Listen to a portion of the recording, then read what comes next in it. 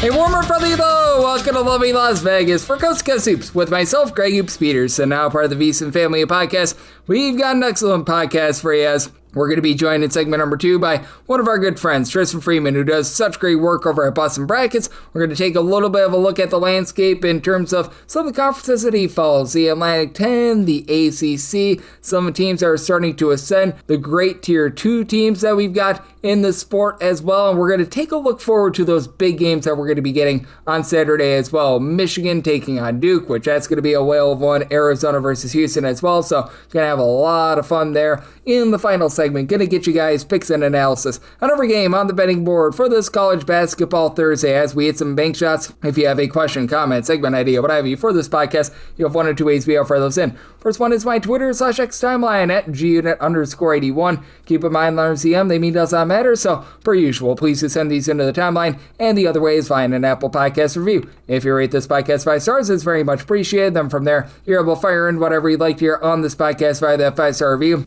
While I did not get in any Twitter/X questions today, we had a great day of college basketball on Wednesday. Let's take a look back at it, try to find some trends, and try to get to know these teams a little bit better. Games from yesterday is Greg buzzing about. Here is the rowdy recap. A win but no cover for Arizona as they do set up that big matchup with Houston, 75-68. The final BYU first game without Richie Saunders. It became the A.J. Debonsa show. 35 points, 7 rebounds. He carried the team, and Robert Wright, well, he was right for giving you 13 points in this one for Arizona. They did a solid job winning that rebound battle, 39-32. But even up in the turnover battle, 9-9, they go 9-21 from 3. But on their 2-point shots, they took 43 of them. They only drained 20 of them. So BYU was able to do a relatively solid job down low, so they were able to get a nice under and a nice cover there, so good for BYU. And this game went to 2 overtimes. If you, like me, had the under of 180 plus, this didn't stand a chance. Arkansas, they fall to Alabama, but they get the cover 117-115, the final. As for Arkansas, they go 13 out of 26 from 3. Alabama shoots 56% from the floor, 10 of 29 from 3. LeBaron Filan, 35 points in this one, and Darius Acuff, 49 points in a losing effort for Arkansas. You had not a lot of turnovers in this game. Alabama loses the turnover battle 12-7. They do win the rebound battle 43-36, and both of these teams shot it well at the free throw line. 16 out of 19 for Arkansas, 27 out of 34 for Alabama. Alabama commits 17 fouls in a double overtime game. You don't see that very often, so that was a nice expose. And Kansas has been one of your best under teams in all of college basketball, and on this night it was a Peterson show, which for those of you listening to this podcast, you know all about a good Peterson show. 81-69, very nice. Kansas able to get the job done, and for Kansas, by the way, in terms of the unders that you've been seeing out of them this year, now 17 unders to 8 overs as far as this campaign. And for Darren Peterson, he was getting it going very, very early in this one as he had 23 points overall, but I think that he had 13 points before the first media timeout. For Peterson, he only plays 18 minutes in this game, but he was still the top scorer in this game. And for Kansas, they go 11-24 from 3-point range. They win the rebound battle by a count of 41-38, and they do lose the turnover battle 12-9. And Oklahoma State, they do go 16-21 at the free throw line, but 14-16 for Kansas. And Flory Badunga and Bryson Tiller both had 11 rebounds apiece. Now, this is a game that's going on. I need to have this up by midnight Pacific, 3 o'clock a.m. Eastern, but we know how this is going to turn out. As I'm doing this, with 10 minutes remaining in the second half, Illinois is up 77-47 on USC. Just an absolute butt kicking out here. Like, for Illinois, they have dominated this game in every way humanly possible. They are going to go to against the spread with this cover now 17-10. And for Illinois, as I'm doing this right now, it's been all about what you've been able to get out of Davi Barosic with 13 points. Andrei Stojakovic has supplied 13. Ben Humericus, 11 points off the bench. They've started off 12 of 26 from 3, winning the turnover battle 11-7, the rebound battle 33-22. They are dominating every facet of this game, so very impressive showing out there from Illinois. And for Georgia Tech, I think that they're Oscar the Grouser's favorite team right now because He loves it because they're trash. Virginia was up 59-27 at the half in this one. They completely dump trucked Georgia Tech. This by a count of 94-68, as for Georgia Tech, it's been not such a great year against the spread for them, with Georgia Tech, this non-covered leads to them now being 11-16 against the spread, and for Virginia, they go 14 of 37 from 3. For Georgia Tech, they lose the turnover battle 16-14. They lose the rebound battle 41-34. They did go 16 of 19 at the free throw line, but the Darius Ritter 22 points, and for Virginia, nice, very easy win and cover out there. Marquette comes up for a cover, now 9-17 against the spread. It's been a rough year for Marquette, but after being down 9 at the half against St. John's, they had a nice second half, 76-70. St. John's avoids the outright upset, but they do not get the cover, as for St. John's, he did have a double-double out of Bryce Hopkins, 23 points, 10 rebounds, but Marquette holds into there thanks to the fact that Nigel James was able to go off for 25 points. Marquette just 6 of 21 from 3-point, but won the turnover battle by a count of 12-8, and they went 12 of 16 on their free throws. Meanwhile, St. John's 16 out of 24. So Marquette did a solid job of holding in there and getting that cover. And Missouri, as the underdog at home, they get the job done against Vanderbilt, 81-80 the final. It's been a little bit wobbly here in SEC play for Vanderbilt. They've still been a relatively solid cover team this year, 14-12 against the spread, but below 500 against the spread here in conference play. And for Missouri, it's been a little bit of an up-down all-around year for them, 11-15 against the spread, but they go 10-20 from 3-point. You had 16 points apiece out of T.O. Barrett and Trent Pierce. Meanwhile, for Missouri, they've been dealing with a few injuries, but they find a way to be able to persevere even without Jacob Cruz and company being able to give you much of anything. Cruz only played 7 minutes off the bench in this game. Meanwhile, for Vanderbilt, 10-25 from 3. They win the rebound battle 37-34, but they allow Missouri to go 25 out of 32 at the free throw line, and Missouri, they held Vanderbilt to going just 43% from the floor. So a nice winner out there. Your top under team in all of college basketball is also in action on Wednesday, as for Fordham, they played another under in a slog of a game against the Loyola Chicago team that has not been a good cover team whatsoever. But hey, for Loyola Chicago, they were able to hold in there, as Fordham, they get the win but no cover, 62-59 the final, as for Fordham, just has not been a great team on offense this year. 6 of 19 from 3 and 16 out of 27 at the free throw line. Loyola Chicago had a chance to win this game, but they went 14 out of 22 at the charity stripe. Loyola Chicago actually outscored Fordham in the second half, 38-29, so shout out to them there. And both teams committed 14 turnovers apiece in this game, but DeJour Reeves, 24 points for Fordham. That was able to keep them from losing this game outright on the money line. So yay, verily there, as we didn't have too many of your top under teams in all of college basketball that were in action on Wednesday. Kansas was one of them, 8 overs to 18 unders thus far this season, and West Virginia has been one of them as well. 8 overs, 17 unders, and a push, and they play an under against Utah, and Utah goes on the road and they end up stealing this game, 61-56 the final, as they were up 10 at the half. For Utah, just 5 of 16 from 3-point, but West Virginia 5 of 23 from the outside end. West Virginia is nobody to blame but themselves for this loss. They went 7 out of 15 at the free throw line. They lose a rebound battle 38-28, as for Utah, being able to power them to victory, Tom McHenry along with Terrence Brown, they were able to put in their 16 points apiece. A Utah team that's had a rough year thus far this season. They find a way to get the job done. And then St. Joe's has been anything but average Joe's in terms of cashing the unders thus far this season, as they have 8 overs to 16 unders on their ledger. For St. Joe's, they get the win on the road against St. Bonaventure, 71-65. This total was in the mid to high 140s, so got an under there. As St. Joe's just 10 of 33 from 3, but Austin Williford made 4 of those threes. He had 14 points. Derek Simpson, 23 big points. And for St. Bonaventure, they lose a rebound battle 44-43, and they lose a turnover battle 11-9. As for the Bonnies, they go 9 of 24 from 3, but they actually shoot worse on their 2-point shots, as they went 16 out of 45 from their 2-point shots. And then you saw UConn lose outright as well. UConn has been one of your lesser teams against the spread in all of college basketball this season. For UConn, this non-cover with Creighton being able to get the job done outright on the money line drops them to now 9-18 against the spread. As for UConn, they lose 91-84. For Creighton, they got it going in this game, 10 of 21 from 3-point shots. Jix was able to put in there 21 points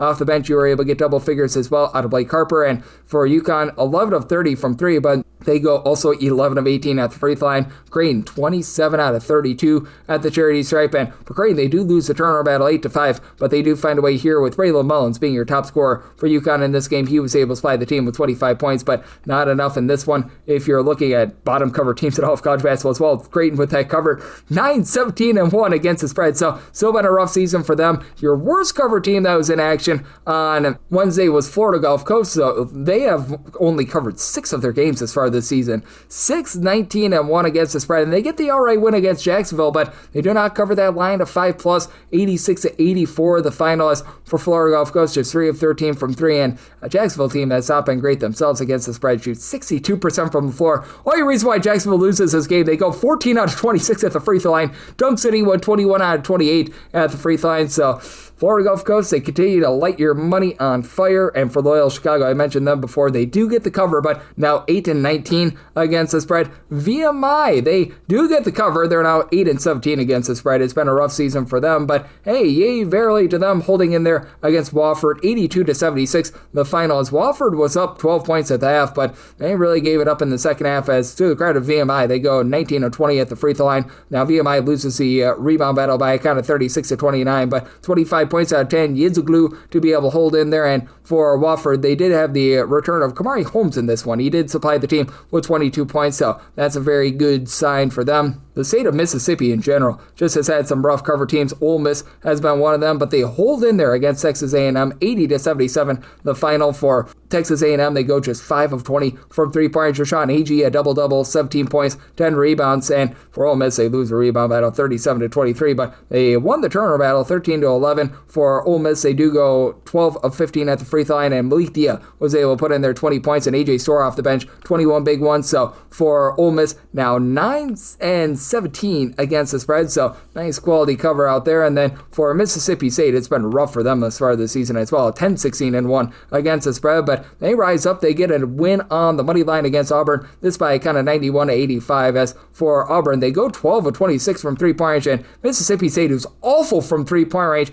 they got an epic performance from Joshua Hubbard. He goes 10 of 16 from 3, 46 points and 9 rebounds, and for Mississippi State, they go 16 out of 30 from three-point range. They win the turnover battle 6-8 in this game as well, so Mississippi State, they're able to come up with a nice cover. And for Tennessee, it's been a little bit up and down for them thus far this season. Tennessee against the spread, just 11-14-1. They were taking on Oklahoma on Wednesday, and they get a nice convincing win and cover, 89-66 the final. And you want to talk about bad cover teams as far this season.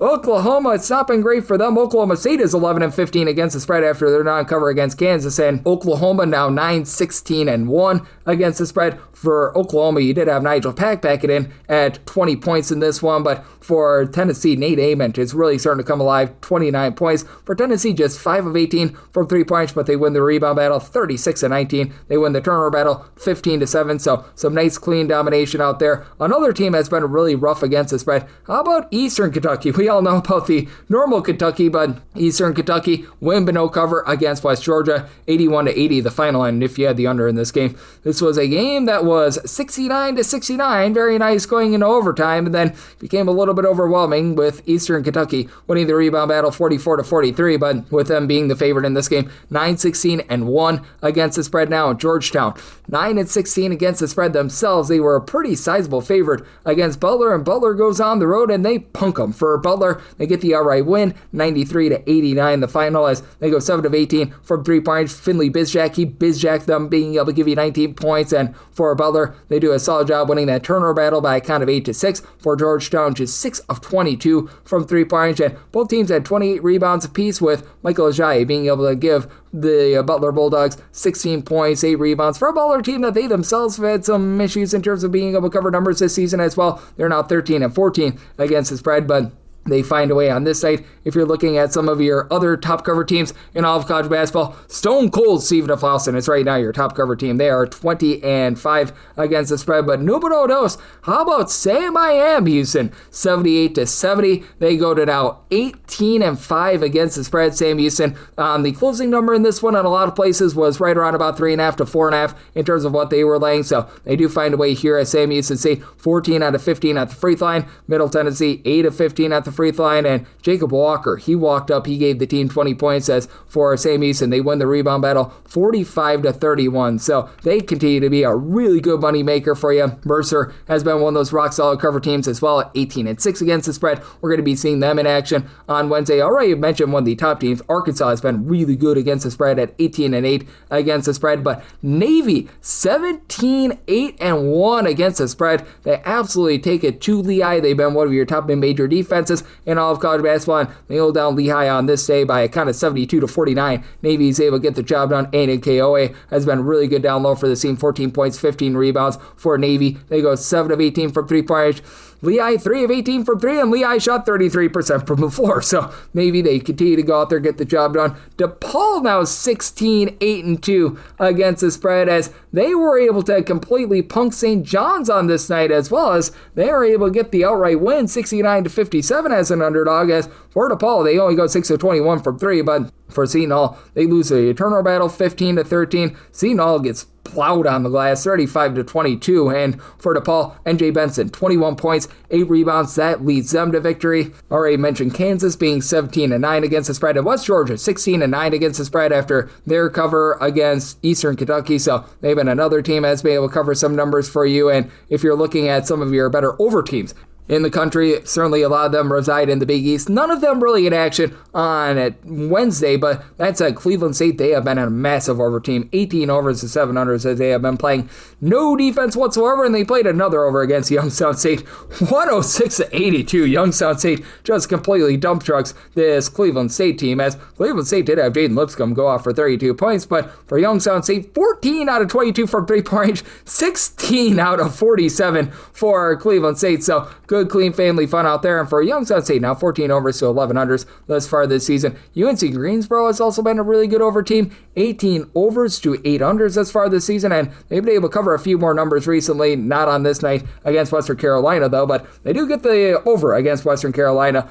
They UNC Greensboro does 7 of 19 from 3. They lose 91-77 as Western Carolina 12 of 26 from three-point range, and Western Carolina did a nice job winning that turnover battle 12-10. So Greensboro, they're still covering less than 40% of their spreads thus far this season. That was a big over. Tulsa has been a good over team as well. 17 overs to 8 unders, as they have been one of your just most efficient offenses in all of college basketball. And for Tulsa, they do find a way to get the win, but they do not get the cover against Charlotte. 79-74 the final, and with Charlotte being one of your slower teams in all of college basketball, this was a closing total that was more in that neighborhood, about 151.5. So you got the over there, as Miles Barnstable, he was able to supply Tulsa with 25 points, as Tulsa goes 18 out of 41 from three-point range. By the way, they went 6 out of 16 on their two-point shots, so that's always fun when you see a team shoot it better from three-point range rather than two-point range. And Charlotte, they went 11 of 28 from three-point range themselves, so nice quality over in that game. And then this has been another team that's been able to cash quite a few overs, as Bellarmine has went 16 overs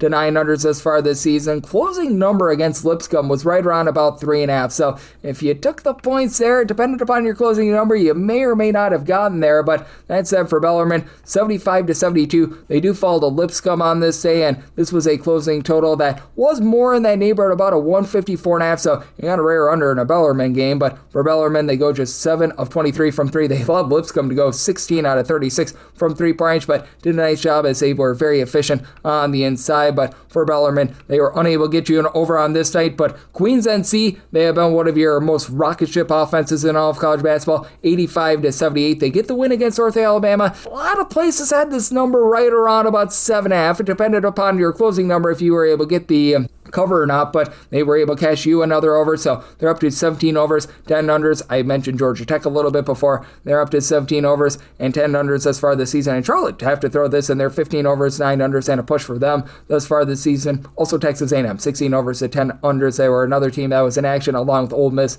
They're another team that has 16 overs to 10 unders thus far this campaign, and obviously Alabama and Arkansas had that big performance on Wednesday, but contrary to popular belief, not necessarily the best over teams in all of college basketball. Alabama 13 overs, 11 unders, and a push, and then with Arkansas 13 overs, 2 13 unders, and then we saw out there in the MEAC a nice over in the South Carolina State versus NC Central game, and for South Carolina State, they're now 10 overs to 13 unders, so they've been a little bit of an underwhelming team out there, and for NC Central now up to 9 overs to 12 unders as well. So those have been just a few teams that have been standing out in general. And if you're looking at trend-wise, what we're getting in college basketball right now, overall for the season, it's been all about unders and underdogs, but the overs have really been taking hold over the last week or so. Now, this is with a few games still pending for Wednesday, but 183 overs to 158 unders in the last 7 days, so that's 53.7% to the over, and the underdogs just keep on feasting. 179 and 162 against the spread. That is 52.5% over the last 7 days. And overall for the season, the underdog hit rate right around about 51.5%, 2,349 and 2,215 for underdogs against the spread. Meanwhile, the over rate is about 49.4%, 2,257 overs to 2,308 unders. That's where we're seeing college basketball right now. That's where we're getting trend-wise. Coming up next, how about if we do chat it up with our good friend Tristan Freeman of Boston Brackets right here on Conspiracy with myself, Greg Peterson, now a part of the VSiN Family Podcast.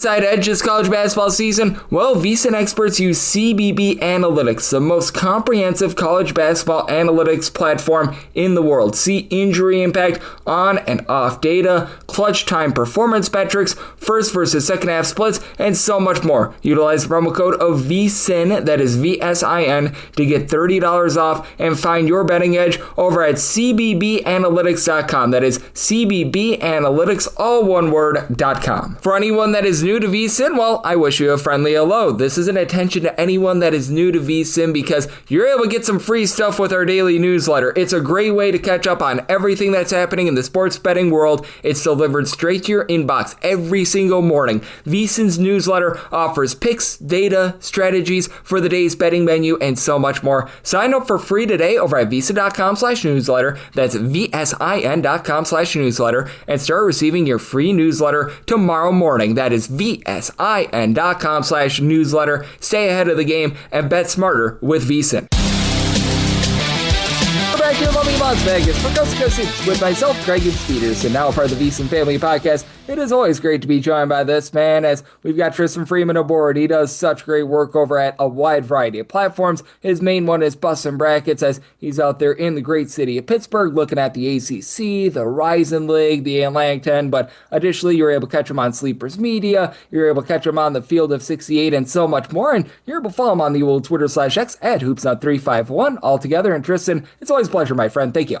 Yeah, thank you for having me, Greg, as always. Always good to have you aboard, Tristan. And Tristan, I'm sure that you, much like myself, are very jonesed up the fact that we're about 3.5 weeks away from Selection Sunday. And just how do you take a look at this time of year? Because now we're starting to get into the games where the bubble talk isn't so much like, wow, we're way, way far away. We've got a lot of meaningful games for these teams over the next few weeks. And I mentioned it, you're a man that covers the ACC, and it feels like it's going to be a very important week for a lot of those teams that are in, shall we say, the middle part of that conference.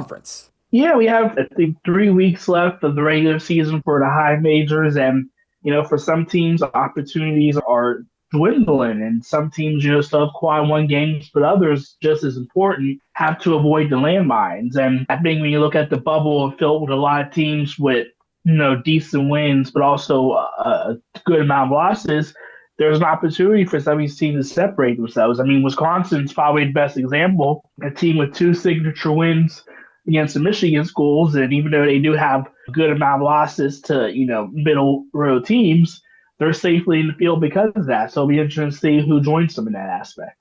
Oh, absolutely. And I'm so glad that you mentioned the Wisconsin Badgers as well, because they're a team that I think is sleeping out there a little bit on a lot of people's radar, because we're taking a look at teams that might be able to make a little bit of a run in March. And do you think that this is a team that's able to have the chops to be able to do so? Because you mentioned it, the road wins against Michigan and Illinois are great. They had that rough loss against Villanova in the non-conference. They took that loss against USC a few weeks ago, and it feels like they're one of the biggest teams of, for lack of a better term, volatility in college basketball this season. The backcourt of John Blackwell and Nick Boyd is one of the best in the country, and they already have 6 games of 90-plus points against Big Ten teams, and there's a lot of Big Ten teams that are pretty good defensively. but they're also a team that can lose to USC and Indiana. And if the guards don't get going, they're pretty much vulnerable to lose to anyone. But if the guards do get going, they can't be anyone. So yeah, they're definitely volatile. But if I'm a 1 seed, a 1 or 2 seed, and I see a potential matchup with Wisconsin in round of 32, I'm kind of hoping their opponent gets that. And how much do you take a look at a team like Wisconsin that I think that's very fair to say? They're built around their backcourt this season in comparison to past years. And I bring that up because it feels like the top teams in college basketball this year are very much built a little bit more around their low post play. Teams like Arizona, if you want to go with Gonzaga, I'm not going to hate that. Michigan, it feels like these are teams that they're not taking a lot of threes. They're really pounding the ball down low. And yes, the guard play on all three of those teams certainly is not lacking to say the least, but I think that's fair to say. I mean, Florida, great example of this, that the strength of these teams is very much down low, which feels like it's a little bit different than it has been in past years. Yeah, a lot of these teams also use, 2 big lineups, or in the case of Florida and Michigan, 3 big lineups at times. And that's giving them an edge over a lot of these teams that are smaller. And, there's naturally going to be variance in offenses when it comes to 3-point shooting and guards getting production, because if you slow them down, you can obviously beat them. But for a lot of these teams at the top, they have such high floors because they do get consistent production inside. And knowing that you can get 30, 40, 50 points from your bigs, you just need the guards to do just enough to win. And that's why we see teams like Arizona and Purdue and Nebraska do well. And even a team like Kansas, has a really good big in Floyd Bidunga, who has been able to help them stay top 10 caliber even without Darren Pearson being available a lot of times. Yep, and that is going to be really interesting to take a look at as well. And I'm so glad that you brought up Darren Peterson, because over the last week or two in college basketball, we've been seeing a lot of teams have some very unfortunate injury news. John Mobley is currently out for Ohio State. Richie Saunders, very unfortunate to see the fact that he's done for the season over at BYU. The biggest one in one of the main conferences that you follow, Caleb Wilson, who knows when/if he's going to be back for North Carolina. And at this point, Darren Peterson is not injured, but by the time this podcast comes out, he might have gotten an injury as well. We just don't know what that guy is. It's been very, very hard to be able to peg him. But how do you take a look at some of these teams that are now going through a little bit of injury concern? Because certainly you don't want to be going through that, but you'd much rather have it happen in like middle of February rather than in the beginning/middle of March. Yeah, well, it also depends on the severity of the injury. I mean, if you're BYU, if you are going to lose Richie Saunders, you want to lose him for as few games as possible. And now we're going to see, a decent sample size of BYU, who I think some people would argue isn't really a top 25 team when fully healthy, fully equipped to begin with. Now they're going to be without arguably their second best players. So we'll see how that works with them. But you also make a point that it gives teams time to readjust and figure out, what their new rotation is going to be. And Gonzaga is a good example because they've been without Brayton Huff, and Ike's been fantastic, but it's also given opportunities to guys like freshman Davis Fogel and Ty and Grant Foster having more of a role. And it's where it worked out for them because they got the big win against Santa Clara. But still, for a lot of these teams, if you have an injury, it's going to impact how deep you go in March. And then for Ohio State, it could be a difference between them getting into the tournament or out. Yep, I do agree with you there, and I do think that's going to be really interesting to see what we get on that front, as we do have Tristan Freeman, who does such great work over at Busting Brackets, joining me on Coast to Coast Hoops. And Tristan, typically I don't take a look at games a few days in advance, but I think in this case it's very much warranted, because on Saturday we've got arguably two of the biggest games that you're going to see in the regular season in all of college basketball, as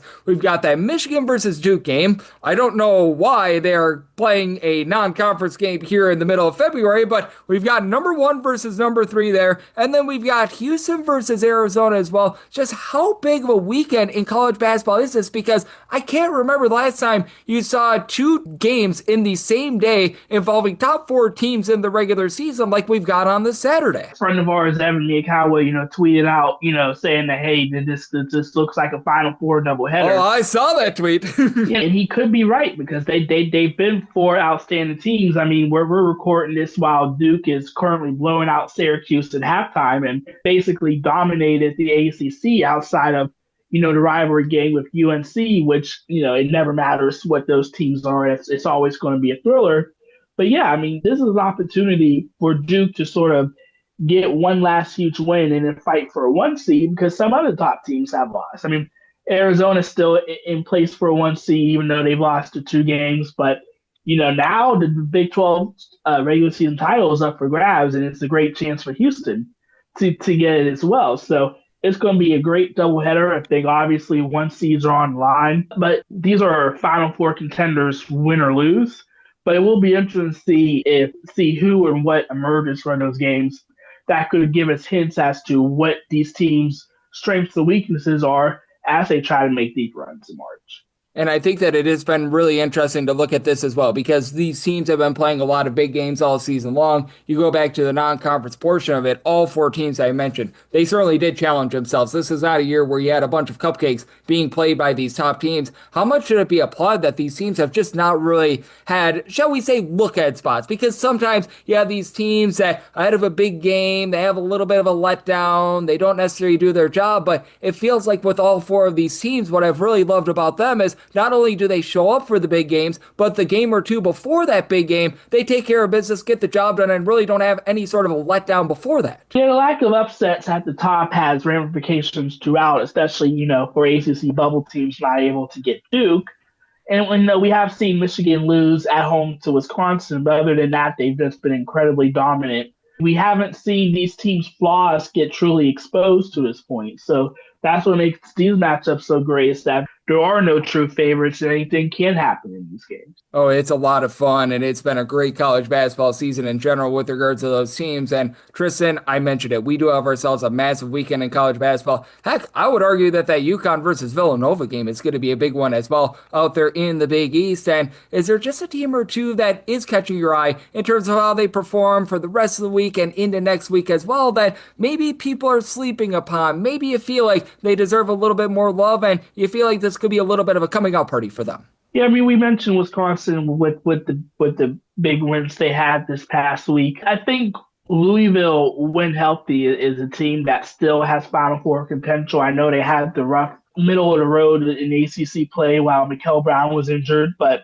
he's back, and obviously he had a huge 40-point outing, and this is still a Louisville team that can put up 90 on anyone. Whenever the shots go down from McNeely and Conwell, they're really good, and they're getting, good collective front court efforts. I mean, obviously, Sonata Frew is sort of the lead big man, but Connie Roos is healthy. Ali Khalifa gives them something different on offense when he's on the floor, and they're getting, some things from Kashawn Pryor. So I think Louisville is a team who has the depth and the firepower, including, an NBA caliber player in Brown, that they can make some noise in March. And I think they're flying under the radar, obviously, while Duke dominates the league. But they're a team that you don't want to play, especially if they end up in the 6-7 seed range. I'm in agreement with you there, and I do think that there's a lot of intrigue moving forward here in the next few weeks. It feels like we've got ourselves the top teams that we're going to be seeing on Saturday, but we've got a great crop of Tier 2, Tier 3 teams. And Tristan, you're doing a great job of covering it all at a wide variety of platforms, so let the good people at home know it's all on tap for you and how people are able to follow along on social media and other platforms. Yes, sir. You can follow me at Hoopsnut351 on Twitter/X. So you can also follow my work at Busted Brackets, and also every Friday on the Field 68 Dailies, and every week I have an article coming out for Hoops HQ as well. And Tristan is doing a great job on all those different platforms. Every single time he joins me, he lends such great insights and did so once again today. So big thanks to Tristan for joining me on Coast to Coast Hoops, now part of the VSiN Family Podcast. And coming next, it is that time of the podcast to give you picks and analysis on every game on the betting board for this college basketball Thursday as we hit some big shots.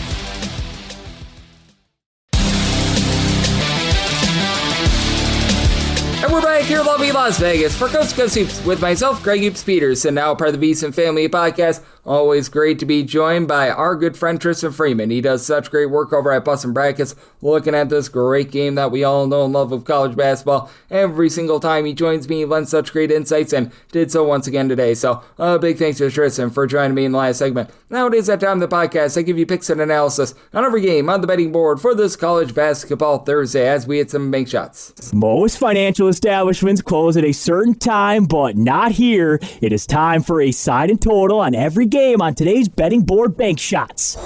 Do note that as per usual, any changes are made to these plays will be listed up on my Twitter/X feed at @GUnit_D1. We're going to be going in Las Vegas rotation order. This is where we go with the bigger conference games up top, and then we've got quite a few games on the extra games board. The SWAC and MEAC games are there, if we have any MEAC games. The America East, the Atlantic Sun, the Northeast Conference, the Big South. If we were to have any Southland Conference games, those would also be at the bottom along with the Patriot League as well. So let's get things started with 767, 768. Florida International is going to be on the road against Liberty. And Liberty is a 10.5 to an 11.5 point favor. 151.5 is the total. I actually like the over. I saw my total at a 153.5. This despite the fact that Liberty, one of the most slow and controlled teams that you're going to find in all of college basketball.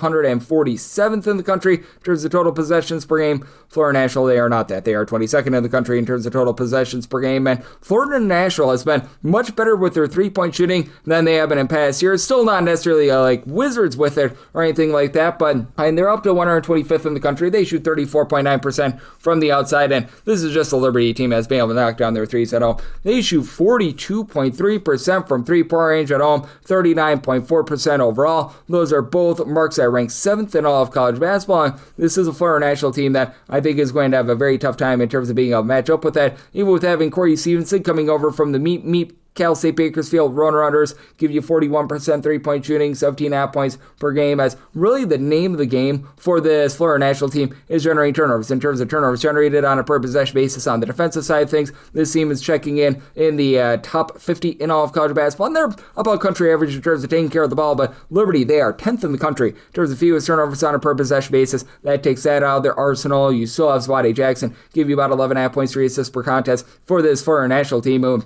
does shoot 38% from three. Julian Mackey at 37% three-point shooter as well. And Larry Okinaka, hopefully I said that correct, he's able to give you a block and a half per contest as well. But for Liberty, you've been able to have the point forward do a nice job in terms of just doling out the ball to the great three-point shooters. And Zach Cleveland stands about 6'7" or so, 11.5 points, throws in there 7 boards, 8 assists, doesn't pop it from 3, but he allows everyone else to be able to get theirs. As your top 4 scorers, J.J. Harper, Colin Porter, Caden Metheny, Brett Decker, they all shoot at least 38% from 3, and Decker, your main scorer with 17 points, he shoots 48.9% from 3-point range. Now Liberty also shoots 70% of the free throw line, which puzzled me that, but out of your top 4 scorers, all but one of them do shoot at least 81% of the free throw line, so the top guys have been pretty rock solid with that regard. It's a Liberty team that really doesn't put you on the free throw line. Now I will say this, Liberty is going to give up their open looks from 3-point range, and that's a big reason why I do like the over, because while Liberty is raining a whole bunch of shots from 3-point range, right now opponents against them are shooting 36.3% from 3. That is 316th in all of college basketball, and away from home, Florida National is allowing teams to shoot 37.1% from the outside. That's outside the top 275 in all of college basketball. So even though you get a slow and controlled game, I do think that you're going to have a lot of made shots, and with Florida National being able to knock down their open looks, I do think that that's going to keep them in this game. So about a line to 9.5. I'm willing to take double figures, 10 plus with Florida National, and like the over, semi total 153.5, 769, 770. Marshall is on the road against Appalachian State. App State is a 2 to a 2.5 point favorite total on this game, 143.5 to 144.5. I like the under, semi total at a 137. As for Appalachian State, they're a bottom 10 team in the country in terms of total possessions per game, and you've got a Marshall team that's been very rock solid down low. You look at their own 2-point shooting percentage, and that has been a mark that has been in the top 100 in all of college basketball, and it's traveled relatively well as well. It goes to 83rd in games played away from home. They're 56th in terms of opponents' 2-point shooting percentage away from home as well. But now Matthew Von Coleman, the 7'4" big man that's been able to give you 2.5 blocks, 8+ rebounds per game, he's currently in a walking boot. He has not been out there here in the month of February, and it's not looking like he's going to be good to go in this game. Now, you still have a trio of guys that give you between 14.3 and 15.4 points per game. Wyatt Fricks, Noah Ochadi, along with Jalen Spear, and Spear heads things with 6 assists per game, but it is a Marshall team that is outside the top 200 in terms of ball security. Marshall's been a solid 3-point shooting team, as they do shoot about 36.9% from 3-point, but there's a big disparity home and road with that, as well as Marshall shoots 40% from 3-point at home, just 33% away from home, and have an Appalachian State team that has just been really good in terms of not allowing open shots in general. Now, Appalachian State, they themselves shoot 30.8% from 3, and they are 365th out of 365 teams with regards to free throw shooting percentage. That needs to give you a whole heck of a lot of pause, especially considering that Marshall is a top 40 team in the country in terms of free throw attempts allowed on a per possession basis. But that's it for this Appalachian St team. They have been a top 50 team in terms of points allowed on a per possession basis. They are not allowing any open looks whatsoever, as teams are right now 17th in the country in terms of their 2-point shooting percentage against them, 50th in terms of opponents' 3-point shooting percentage. And for this Appalachian State team, they should be able to do a nice job get throwing things down low and along the backcourt as well. They do a nice job taking care of the ball. They're a top 85 team in terms of fewest turnovers on a per possession basis, with having Kassan Jennings, Alonzo Dowd, the Dodfather, combined for 29 points per game. Jennings shoots in the mid-30s from 3, and he shoots 79% of the free throw line, like the only guy in the roster that shoots above 71% at the charity stripe. But Luke Wilson, no, he's not from old school, but 10 points, 2 blocks, 8 rebounds per game. Michael Marcus Jr. has been able to give you about 6 boards per contest. They've been able to have some nice mixing and shaking out of Aaron Banks, as well as been able to give you a pair of assists per game. So I do think that even though it's an Appalachian State team that's terrible at the free throw line, that Coleman injury is really going to be costly, especially with Appalachian State being a top 100 team with their own 2-point shooting percentage. So set my line at 5. I'm going to be willing to lay with Appalachian State. I like the under. Semi-total 137, 771, 772. South Florida is going to be playing us in Memphis. Memphis is an underdog of anywhere between 8 to 8.5 points. So on this game, 158.5. Set my line at 8.5. So 8 is my max lay with South Florida, but I am going to be willing to lay it. The one place where you can really hurt this South Florida team is with regards to 3-point shooting. They have not done a great job in terms of guarding the arc, as right now teams are shooting about 35.3% from 3 against them, outside the top 245 there, and specifically at home, they're outside the top 270 with that regard. Memphis is actually very good with their opponent's 3-point shooting percentage at 29.7%. That's a top 20 mark in the country, and overall, the Memphis defense has actually been solid. They're about 59th in the country in terms of points allowed on a per possession basis. That said, they are giving up 23.2 points more per 100 possessions when they're away from home rather than at home, and this is a South Florida team that they're still 78th in the country in terms of points allowed on a per possession basis. This should be very much an up-tempo game, with South Florida currently numero uno in terms of total possessions per game. Memphis is 54, so I'm going to be in on that over. I did set my total at a 160.5, and for South Florida, they've been masters in terms of giving themselves second and third chances, and that's where I do think that they win this game, because Memphis is giving up tons of second and third chances. Right now, they are allowing teams to grab 32.5% of their missed shots as an offensive rebound. That is the bottom 45 mark in the country. Meanwhile, for South Florida, 24th in the country, grabbing 34.9% of their missed shots as an offensive rebound. Isaiah Nelson, who he came over with Brian Hodgson over from Arkansas State, has been that main guy, 16 points, 9.8 rebounds per game. But then you've got a pair of outside shooters in Wes Enos, Joseph Pignon. They combined to take a combined 18 threes per game. They combined for about 30 points per contest, and between the two of them, they're shooting a combined about 37.5% from 3 points. Joshua Machafo doesn't really bomb it from 3, but 5 boards, 12 points, pair of assists. CJ Brown has been able to give you 5 assists per contest as well. And for Memphis, really the lone guy that has been consistent all season long for this team has been Doug McDaniel. Give you about 12.5 points, 2.3 steals per game. I will say, down the stretch here in conference play, Sincere Barker has been your top scorer in American Conference play. If you look at conference play and conference play only, he's actually shooting 48.5% for 3 with 14.5 points per game. But that's at Aaron Bradshaw. He's been a little bit better here in conference play, but 9 points, 4.5 boards. He's actually shooting over 48% from 3-point in conference play as well, but it's been a little bit disappointing there. You've dealt with injuries to the likes of Hassan Abdul-Hakim, Julius Stredford, a lot of the top scorers, so it's been just a very much a mismatch. And for Memphis, they're outside the top 200 in terms of points scored on a per possession basis. There are 14 turnovers per game, is a bottom 35 mark in the country. I think that they're too sloppy to get the job done, though I do think they get just enough possessions for the over. So 1-8 with South Florida, and with this total sub mine at a 160.5, so I'm in on the over. 773, 774. Drexel is on the road against Northeastern, and Northeastern a very slim 1.5 point favorite. So this game 144.5 to 145.5. I recognize that the free throw shooting for Drexel is very, very rough, to say the least. This team is a bottom 30 team in the country with regards to their free throw shooting percentage, as in a pressure spot they shoot 65.9% at the charity stripe. That goes down to 64.8% when they're away from home. I'm still willing to take them on the money line in this spot, though. I set them as a 2.5 point favorite, as you've got a Northeastern team that they shoot just 68.6% at the free throw line. That's 303rd in the country, so it's not like they're a whole heck of a lot better there. And this is a Drexel team that should be able to feast on a Northeastern defense that has just been all sorts of deplorable.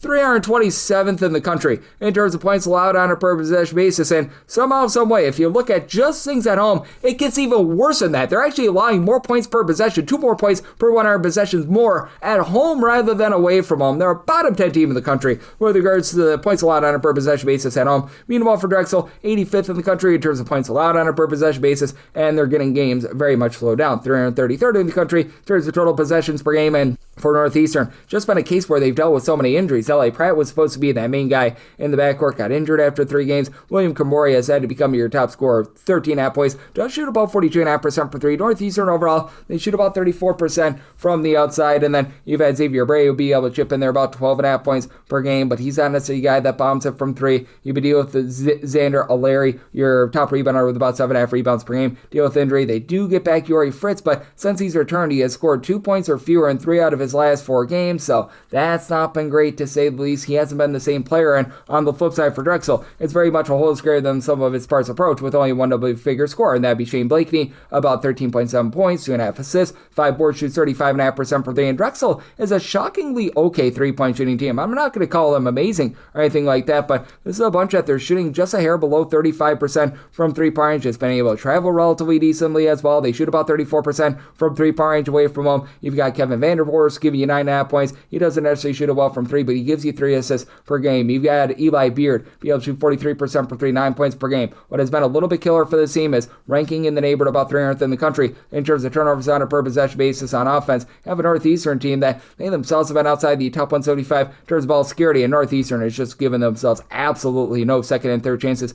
to be able to score in terms of percentage of their missed shots that resulted in an offensive rebound. This Northeastern team is checking in well outside the top 275. Meanwhile, have a Drexel team that does a nice job in terms of giving themselves second and third chances. They, in games played away from home, grab 32.9% of their misses as an offensive rebound. That is a top 50 mark in the country, and I think that Drexel gets this game slowed down and they get the job done. Semi line at 2.5, like Drexel on the money line, and the under made by a total of 136.5, 775, 776. You've got Monmouth. They're going to be on the road against UNC Wilmington, and Wilmington is a 7.5 point favorite. Total on this game, 140.5 to 141.5. Won't delay with Wilmington. I did set them as a 10.5 point favorite. This team has just been oh so dominant on the glass. A top 30 team with regards to rebound percentage. Monmouth more around 229th in the country, which isn't awful, but obviously is not great. And for Monmouth, this has been a unit that has been pretty solid with their defense away from home and games played away from home. They're a top 70 team in terms of points allowed on a per possession basis, and it's not a Wilmington team that's going to put you under duress in terms of generating turnovers. They have been in terms of turnovers generated on a per possession basis outside the top 275, but this is a Wilmington team that's not going to allow you to get good shots.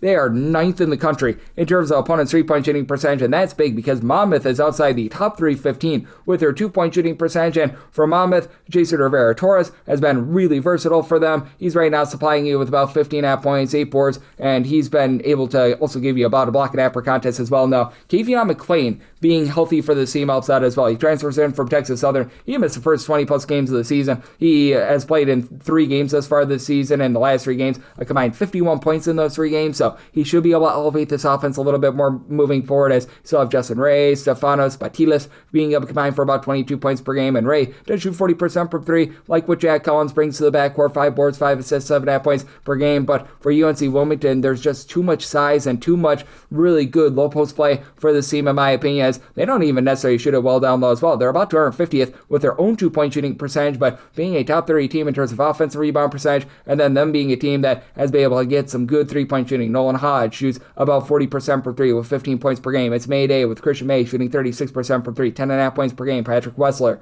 9 boards, a block, 13.5 points per game. I do think that UNC Wilmington just really sucks the life out of this team, and Wilmington, they're a relatively slow team in terms of total possessions per game. This Wilmington team is 323rd in the country. Monmouth more around about 237th, but with Wilmington taking great care of the ball, top 50 team, there's a few turnovers on a per possession basis. I think that they dictate the turner of this game, get it slowed down and get the job done. Semi line at 10.5, won't delay with Wilmington, and like the under, semi total 134.5, 777, 778. Sam Amford is on the road against the Citadel, and the Citadel is a underdog of 10.5 points, 140 to 140.5 is a total. Made my line 11, so 10.5 is my max lay here with Samford, but I'm going to be willing to lay it mainly because this is a Samford team that is a relatively mid-tempo team in terms of total possessions per game, 174th, and they're a team that's rough at the free throw line. They're well outside the top 300 with regards to lesser free throw shooting percentage, but they just take such great care of the ball. They are 6th in the country in terms of fewest turnovers on a per possession basis. That goes a 5th away from them. The Citadel, not quite as efficient. They're currently 215th in the country with this regard, and it's a Citadel defense that's very rough. They're outside the top 315 in terms of points allowed on a per possession basis. Somehow, some way, they actually have 6 conference wins, despite the fact that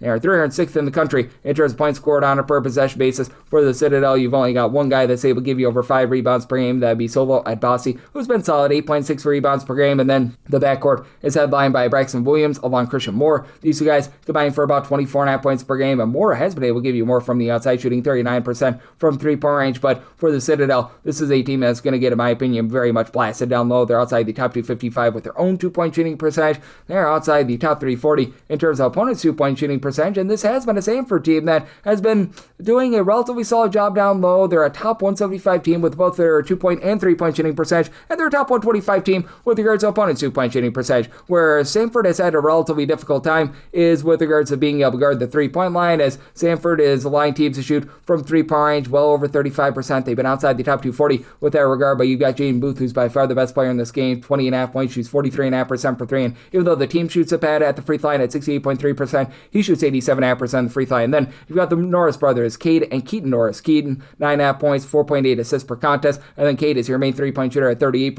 8.5 points, 4.5 rebounds per game. Dylan Faulkner throws in there 8 boards per contest as well. It's a Samford team that's not been able to give themselves second and third chances. They're outside the top 300 in terms of percentage of their missed shots that result in an offensive rebound, but they've done a nice job in terms of not allowing opponents to grab second and third chances. Teams grab just 24% of their missed shots as an offensive rebound away from home. Top 30 mark in the country. I think that does just enough to be able to keep you under. So did set a total of 139, like the under, and with Samford, we'll delay up to 10.5 with them. 779, 780. William and Mary, America's favorite tag team. They're on the road. They're facing off against Campbell. While you don't just get William and Mary, you also get the chance to lay between 1.5 and 2 points with America's favorite tag team. 169.5 to 170.5 is the total line. I do like the under. I did set my total at a 164.5. While William & Mary is one of the more up-tempo teams in all of college basketball, 20th in the country in terms of total possessions per game, they do a nice job in terms of limiting the amount of clean possessions in games. If you look at them in a road/neutral venue, they are generating a turnover on nearly 19% of opponents' possessions. They are overall, in terms of turnovers generated on a per-possession basis, away from home 13th, and overall 55th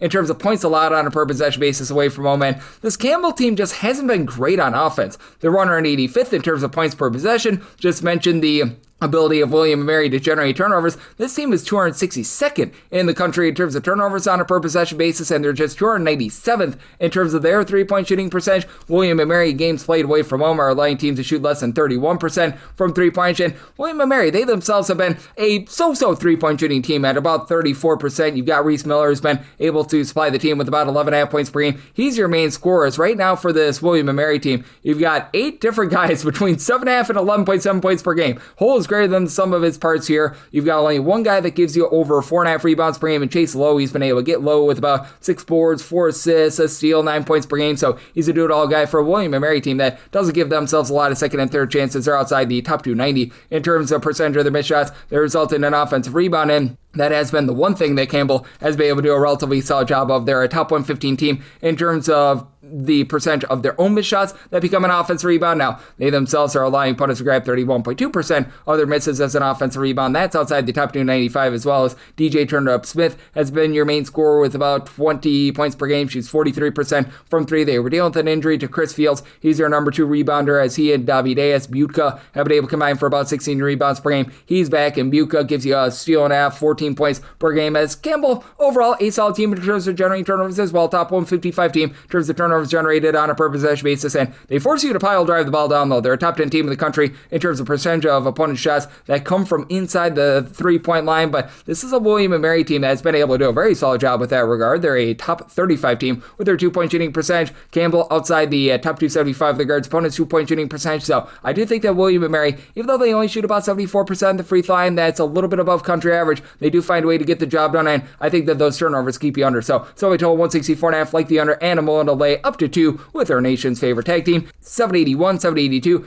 Chattanooga is on the road against Mercer, and Mercer finds themselves as a pretty good size favorite here of 10.5 points. 150.5 is the total, and I'm going to be willing to lay with Mercer. Set them as an 11.5 point favorite. For Chattanooga, this is a team that's playing quite slowly, 279th in the country in terms of total possessions per game. Mercer, about 125th, but for Mercer, they've got some of the biggest home and road splits they're going to find in all of college basketball. They are actually undefeated at home this season. They are scoring a grand total of 21.4 points more per 100 possessions at home rather than away from home. Overall, they're 77th in the country in terms of points scored on a per possession basis, but specifically at home, that goes up to 8th. The main kryptonite that you've had with this Mercer team has been giving up second and third chances. In terms of their defensive rebound percentage, they've been one of the most ghastly teams in all of college basketball. So right now, teams are pulling in about 29.5% of their misses as an offensive rebound. That is 275th in the country. But Chattanooga, they're right there at 269th, and this Chattanooga team is not pulling in any sort of second and third chances whatsoever. In terms of offensive rebound percentage, 362nd in the country, and Mercer at home, they grab 37.9% of their misses as an offensive rebound. That's a top 20 mark in the country. And for Chattanooga, in terms of points allowed on a per possession basis, this team is not necessarily giving up the world's worst 2-point or 3-point shooting percentages. They're not generating turnovers, and then coupled with the fact that they're not grabbing the rebounds, that has led to them being 317th in the country in terms of points allowed per possession. You've been able to get quite a bit of production out of Jordan Frinson. He's your lone double-figure scorer with about 15 points, 4 assists, and does shoot about 44.9% from 3, and Chattanooga's still a team that loves to go bombs away from 3. They attempt over 50% of their field goals from 3-point range, and they've been shooting overall for the season, if you include the non-D1 games, about 35% from 3-point range, but I do think that Mercer is going to do an okay job in terms of guarding the arc. Overall this season, they've been allowing teams to shoot more like 34.1% from 3 at home compared to 38% away from home, and then just don't have a lot outside of Frinson. In terms of main scoring, Tate Turner, Brendan Watkins, they both give between 9.5 and 10 points per game, though I will say Watkins shooting well above 40% from 3, but with Mercer having Baraka Okoji coming over from George Mason, giving 19.5 points, 5.5 assists per game. Armani Mighty, he has been mighty with his 2 blocks, 10.5 rebounds, 13.5 points per game. Brady Shoulders, about 7 boards, a steal and a half, about 9.5 points per game. He's been able to do it all. I do think that this Mercer team finds a way to get the job done, and Mercer has been a top 125 team in terms of generating turnovers on a per possession basis as well. I think that Chattanooga continues to give up a plethora of points, so I did set a total here of a 154.5. I'm going to be in on the over with Mercer willing to lay up to 11 with them, 783, 784. Charleston is on the road against North Carolina A&T. A&T is a home underdog of 4.5 to 5.5 points. 147.5 is the total, and with A&T, I did set them as an underdog of 5.5 points, so I'm willing to lay up to 5 with Charleston. It is a Charleston group that still has not been good with their 3-point shooting. They're outside the top 320 with that regard, and it's an A&T team that I will legitimately say has been able to do a nice job on the glass in terms of percentage of their own missed shots that resulted in an offensive rebound. This is a team that's right now checking in the top 150 in the country in terms of defensive rebound percentage. They've been a top 75 team. What has really been a bugaboo for them has been turnovers. In terms of turnovers on a per possession basis, A&T is 285th in the country, but they do face off against a Charleston team that is not really going to put you under a whole heck of a lot of duress. They've been outside the top 3 in terms of generating turnovers on a per possession basis on defense as well, but this Charleston team has been a very good shot blocking team, as right now you've got Charles Machaut, who's been able to give you about 9 points, 2.5 blocks, 6 rebounds per game. Jalen Counter, going to be the most versatile player out there on the floor, 5.5 boards, 5.5 assists, 16 points per game, shoots 33% from 3, and it's like the lone guy in the roster that shoots about 31.5% from 3, other than Chris Davis, who gives you 6.5 points on 34% 3-point shooting, but having Christian Reeves down low, be able to give you 7.5 boards, a little bit over a block per contest, and this team being a very good team, rock solid down low. With Charleston, they're inside the top 145 in terms of both their own 2-point shooting percentage and opponents' 2-point shooting percentage. Meanwhile, you've got an A&T team that they have been very much lackadaisical with regards to their 2-point shooting percentage outside the top 235 on offense, and then for this A&T team, they're also not generating turnovers, right around about 300th in terms of turnovers generated on a per possession basis. They get to the free throw line offense, they're a top 30 team in terms of free throw attempts on a per possession basis, only shoot 71.5% when they're there, and they rely very much on Lewis Walker, 19 points, 5.5 boards, shoots 38% from 3, pretty much the only guy on the roster that shoots about 34.5% from 3, as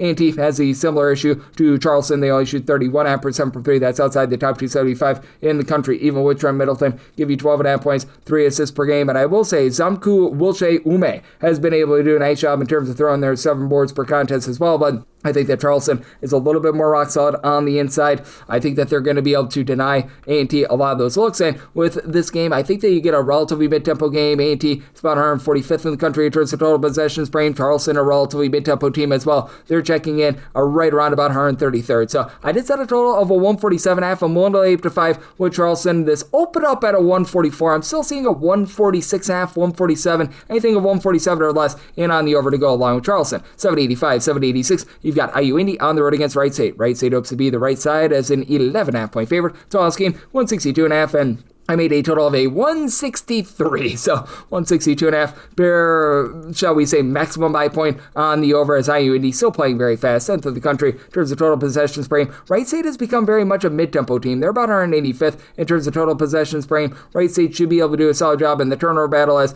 IU Indy, they are very much looking to generate turnovers, and this has been an IU Indy team that has been very good in terms of generating turnovers. That's been much more so at home, though, as IU Indy overall 33rd in the country in terms of turnovers generated on a per possession basis in games played away from home. That goes well outside the top 55, and while Wright State is not necessarily supreme with regards to generating turnovers, about 174th, they've been a top 140 team in terms of taking care of the ball as well, and for this Wright State group, the biggest thing for them is being able to guard the three-point line, as they've been a little bit hit or miss with that regard all season long. Right now for Wright State at home, they're allowing opponents to shoot 37.8% from three-point range, but it's an IU Indy team that they themselves have been absolutely awful with regards to their opponents' 2-point and three-point shooting percentages, ranking outside the top 345 with both regards, and theirs is overall outside the top 335 in terms of points allowed on a per possession basis. Kyler D'Agostino for IU Indy shoots 39% for 3, 18.5 points per game. He's like the lone guy on the roster that really shoots above 34% for 3, as JP Dragas was shooting 35% for 3, but he's dealing with a little bit of injury. There's only 2 guys on the roster with about 4 rebounds per game. Finley Woodyard, who's been legitimately versatile, 9.6 assists, 5 rebounds per game. Jackson Edwards, he gives you a pair of assists, a steal, 12 points, about 5.8 rebounds per game. But for Wright State, having Michael Emerage being able to give you about 6 boards, 12 points per game, he should be able to win that battle down low. It's a Wright State team that, while they do allow a few good looks from 3-point range, they're very efficient just with regards to this overall offense. And points per possession, they're currently 67th in the country. They've been a top 85 team with their 2-point shooting percentage from 3-point range. They're shooting 35.8% from 3. Now, a strange split. They shoot 30.1% at home, 39.7% away from home. I think that that's going to iron out. You've got Michael Cooper shooting 35% for 3 with 13.5 points per game. TJ Birch shows in their 2.5 steals, 3.5 assists, 11.5 points per game. And then your ancillary guys in Solomon Kegler and Dominic Pangonis, who combine for 19.8 points per game. They shoot between the two of them 38.5% for 3. And with IU Indy being a bottom 15 team in the country with regards to rebound percentage, I think that Wright State could be able to cover this number and see that 3-point shooting percentage at home go northward. So I'm in on the over, set my total 163, and made Wright State the 13-point favorite, so I'm going to be willing to lay the 11.5. 787, 788. Hampton is on the road against Hofstra, and the Pride of Hofstra is a pretty good size favorite here of 10.5 to 11.5 points. 133.5 to 134.5 is the total, and with Hofstra, I made them a 12.5 point favorite, so I'm going to be willing to lay the number. This is a Hofstra team that does a really good job in terms of controlling things down low, even though their main forte is having Cruz Davis be one of the best, in my opinion, major scorers in all of college basketball. He's been able to supply this team with over 20 points per game.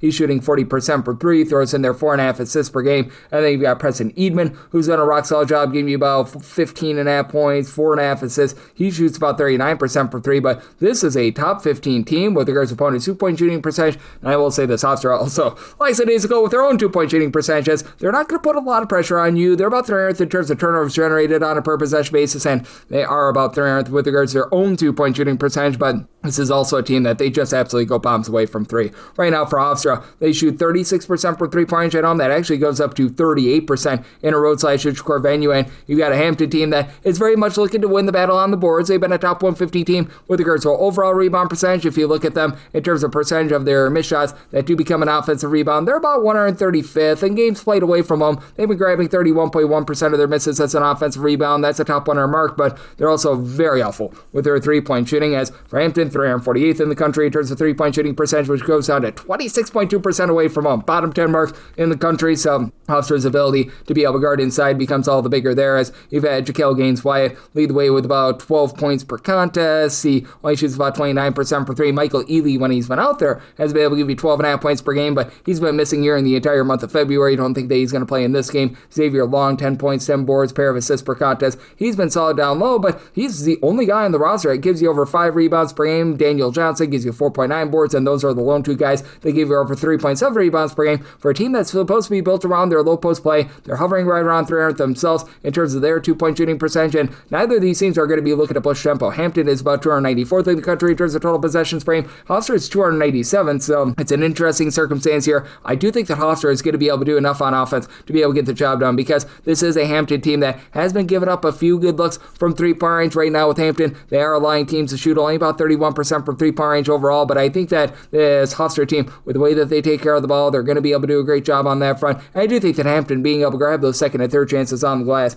is going to do just enough for you to be able to get the over, but I like Hofstra in this spot, laying the number. I set them as a 12.5 point favorite, so I'm going to be willing to lay it with Hofstra, and I'm in on the over, so my total at a 136.5, 789, 790. We got Arkansas State on the road against Louisiana. Louisiana, home underdogs of 8 to 8.5 points. Total game, it is 145.5, and I'm going to be in on the under. I set my total at a 138.5. I have a Louisiana team that's 361st in the country in terms of total possessions per game. Massive tempo war, because Arkansas is a top 30 team with regards to total possessions per game. Arkansas starting to have a come up with their three-point shooting. They're shooting 32.9% overall for the season, which is about 238th in all of college basketball, but they were absolutely atrocious in non-conference play. Here in conference play, it's a little bit more respectable at 35%. The big thing for Arkansas State is that they're just not taking care of the ball. 340th in the country in terms of turnovers on a per possession basis on offense. On defense, outside the top 200 in terms of generating turnovers, and it's a Louisiana team that's been okay in terms of generating turnovers. About 140th in terms of turnovers generated on a per possession basis. Arkansas State is looking to get to the free throw line. They've been shooting 74% of the charity stripe. That's a top 125 mark in the country, and for Arkansas State, it's very much a whole is greater than some of its parts collective with this team. As right now, you've got 9 different guys to give you at least 5 points per game. Christian Hammond has been that main scorer with 13 points, 4 boards, shoots 35.5% from 3, and then you've got 2 other guys, Enjoy Chama, Jackson Ellingsworth, that both shoot about 34% from 3. Between the 2 of them, you're getting about 19 points per game, and this Arkansas State team, very good on the offensive glass. A top 35 team in terms of percentage of the missed shots that result in an offensive rebound. Meanwhile, you've got a Louisiana team that just has not provided offense. They're outside the top 300 in terms of points scored on a per possession basis. They've seen a little bit of a rise with their three-point shooting as well. They're shooting about 33.5% from the outside. I'm not here to call it amazing here or anything like that, but it's much better than it was towards the beginning part of the season. It's clawed its way up to about 196th in the country. They're absolutely not executing inside whatsoever, though. This Louisiana team, 345th in their two-point shooting percentage. You really only have 2 double-figure scores on this team. Jackson Oliveira, Dorian Finster, they combine for 26.5 points per game, with Finster shooting 36.5% from 3. He supplies about 5 rebounds per game. Now, you do have Devon Laverne, who's now been able to give you about 10.1 points per game, so he's seen a little bit of a rise in conference play. He's been averaging about 13 points per game, so a little bit of credit there, but your star freshman Josh Lewis has been in and out of the lineup. We have not seen him over the last month or so that means that Darius Woodson, who gives you about 6 points per game in the backcourt, he's been shooting about 40% from 3. He's had to see a little bit of an elevated role. They have been solid with regards to their interior defense, top 175 team in terms of opponent's 2-point shooting percentage. They're a bottom 35 team in terms of guarding the arc, but again, Arkansas State not taking a lot of threes. They don't necessarily shoot it well from 3-point range, and I do think that that's going to keep you under, especially with Louisiana being a team that just flat out does not get to the free throw line. Bottom 30 team in terms of free throws attempted in a per game basis, so it's a circumstance where I did set my line at 10.5. I think that Arkansas State wins from within with those second and third chances. We'll lay that number, and I'm in on the under, so my total at a 138.5. 791, 792. Georgia State is going to be playing host to Georgia Southern. In the Battle of Georgia, it is Georgia State who is a 1.5 point favorite. So on this game, 153 to 153.5, and I made a total of 151. I'm in on the under for Georgia Southern. They're playing at warp speed. They are 19th in the country in terms of total possessions per game. Georgia State, more of a mid-tempo team at 170th. And for Georgia State, they've been rough with their 3-point shooting, but they've been even worse with their 2-point shooting percentage. Georgia State about 314th, shooting 31.1% from 3-point. Georgia Southern, not a team that's lighting it up from 3 either. Away from home, they're shooting 31% from 3-point. So both teams are on the same wavelength there, but I will say this about Georgia State. If they're able to get to the free throw line, they're going to be able to ice this game away, because for Georgia State, in terms of their free throw shooting percentage, they are 8th in the country, shooting 78.5%. Georgia Southern country average at about 72.3. That's about 183rd in the country, and they're going to have a little bit of a low post advantage. Georgia Southern about 164th with their 2-point shooting percentage. Georgia State 364th. That's been an issue, but for Georgia State, I did set them as a 3-point favorite because this team has been much better offensively offensively ever since they got back their main scorer, as they were dealing with Jelani Hamilton being out for quite a bit of the non-conference portion of the season. He gives you 18 points, shoots 35% from three-point range. And then Malachi Brown is up to 11.5 points. He's been a 37.5% three-point shooter. Mekhi Tucker has been able to give you about 3 assists per game. And Georgia State, to their credit, they're a top 175 team in terms of taking care of the ball. And for Georgia Southern, the crux of this defense is being able to generate turnovers. This is a team that just gets absolutely pounded on the glass. They're outside the top there with regards to defensive rebound percentage, so they look to make up for it with being 85th in the country in terms of turnovers generated on a per possession basis. Georgia State, very country average team, 174th in terms of generating turnovers. And to the credit of Georgia Southern, they have been very good on offense in terms of being able to protect the ball, despite being such an up-tempo team. Only about 10.7 turnovers per game, top 70 mark in terms of fewest turnovers on a per possession basis, and they're top 50 team in terms of getting to the free throw line, but just don't have a lot of outside shooting. You've got Spud Webb, Tyron Moore, who do give you more a combined 30.7 points per game. With Moore, he shoots 36% from three-point range. You've had Alden Applewhite throwing their 12.5 points, 6 boards, a little bit over a steal per contest, but I do think that in the end, with the way that Georgia State does such a great job at the free throw line, Georgia Southern, they're a team that they allow their opponents to attempt about 24 free throws per game. I think that that's enough to be able to get the job done, and I do think that both of these teams just not efficient enough on offense to get you the over. So somebody told 151. I like the under, and Georgia State, I'm going to be willing to lay up to 2.5 with them. 783, 784. Utah Tech is on the road against UT Arlington. The Mavericks of UT Arlington are a 3.5 point favorite. Total on this game, it is 141.5, and I did set a total of a 137.5. I like the under. It's an Arlington team that's really seen a massive tempo shift from past seasons. Right now, they're about 226th in the country in terms of total possessions per game, and they are masters in terms of being able to play unders because they don't make the most out of their possessions on offense. They are 352nd in the country in terms of turnovers on a per possession basis, and Utah Tech, in games played away from home, they are well outside the top 275 in terms of taking care of the ball themselves, and Arlington has honestly been okay in terms of generating turnovers. I'm not going to call it amazing, and Utah Tech has seen a little bit of a come up with that regard as well. Utah Tech, in specifically games played away from home in terms of turnovers generated on a per possession basis, they are a top 100 team with that regard, and Arlington is about 104th in the country with that regard, but also for Arlington, you are going to get no good looks from three-point range whatsoever against them. Now, it's a Utah Tech team to start with. It was outside the top 285 with regards to opponents' three-point shooting percentage, but Arlington, top 25 team with regards to opponents' three-point shooting percentage. Utah Tech, they're very much getting pounded on the inside. They're outside the top 250 in terms of opponents' two-point shooting percentage, so they've been a little bit better on the boards themselves, with Ethan Potter give you 16 points, 8 rebounds per game, and then Noah Belonga shoots 35.5% from 3, 12.5 points per game. Jushaun Holt has been your top three-point shooter at about 44% from 3, 11 points per game, and while this Utah Tech team was really bad with their three-point shooting in non-conference play, I will say, in conference play, this has gone up to 40%, so they have seen a massive rise here recently, but still, it is a Utah Tech team that they're a team that they do give up a ton of second and third chances. If you look at percentage of opponents' made shots that become an offensive rebound, right now they're well outside the top 300 with that regard. And this is a Arlington team that, to be able to get their offense going, because they're shooting right around 30% from three-point range, they need to pull on those second and third chances. At home, they grab about 36.2% of their misses as an offensive rebound. That is a top 55 mark in the country for Arlington. You've had Rayshon Mercer do a nice job giving you 13.5 points, 6.5 boards. Doesn't really pop up well from three, as right now Marcel McCreary, the lone guy on the roster, that shoots above 33% from 3, 13.5 points, 5 boards, shoots 36% from 3, and it is a team that in a pressure spot, they are shooting about 71.5% of the free throw line, neither here nor there, but with Arlington doing such a good job on the boards, with them being able to just not allow good looks from three-point range, and also being a top 125 team in terms of opponents' two-point shooting percentage, I think that Arlington wins this game with their defense, and I did set my total as a result at a 137.5, like the under, and with Arlington, I'm willing to lay up to 5 with them. 785, 786. Cal Baptist is on the road against Utah Valley. Utah Valley is a mid-tier favorite here, as you're going to be laying with them 7.5 points total on this game, 142.5. Some on line at 7, so 7.5 does become that 5 point on Cal Baptist. It's a Cal Baptist team that has not been able to execute very well on offense, or outside the top 250 in terms of points scored on a per possession basis, and they're not a team that's going to really win the turnover battle outside the top 200 with regards to turnovers generated on a per possession basis, outside the top 250 in terms of taking care of the ball. And Utah Valley has been great in terms of generating turnovers. They're a top 15 team in terms of turnovers generated on a per possession basis. The issue is they give it right back with the fact that they are 354th in terms of turnovers on a per possession basis on offense. And then you've got the top scorer in this game belonging to Cal Baptist. That'd be Dominic Daniels, not a guy that really bombs it from three-point range or anything like that, but he just finds a way to be able to put up about 21 to 22 points per game. He's been able to give you about 3.5 assists, 4 boards per contest, so absolutely love what he brings to the table. And then this team has been a top 30 team with regards to rebound percentage, a top 10 team with regards to percentage of their own missed shots. They're resulted in an offensive rebound as Thomas Endong, along with Jonathan Grimmin and Brady Henjai, all give you between 5.9 and 7 rebounds per game. Between the three of them, you've been able to get about 19 rebounds per game. None of these three guys give you over 6.2 points per game. Martell Williams, he's been able to give you 5 boards, 13.5 points. He's your main three-point shooter at about 35%. That's how he does it, but on the flip side, for Utah Valley, they're a team that was shooting really well from three-point range to begin the season. We have seen that come to a little bit of a screeching halt, though. You still have Trayvon Leonard, who's been able to give you 12 points, 5 boards, 6 assists. Good versatility there.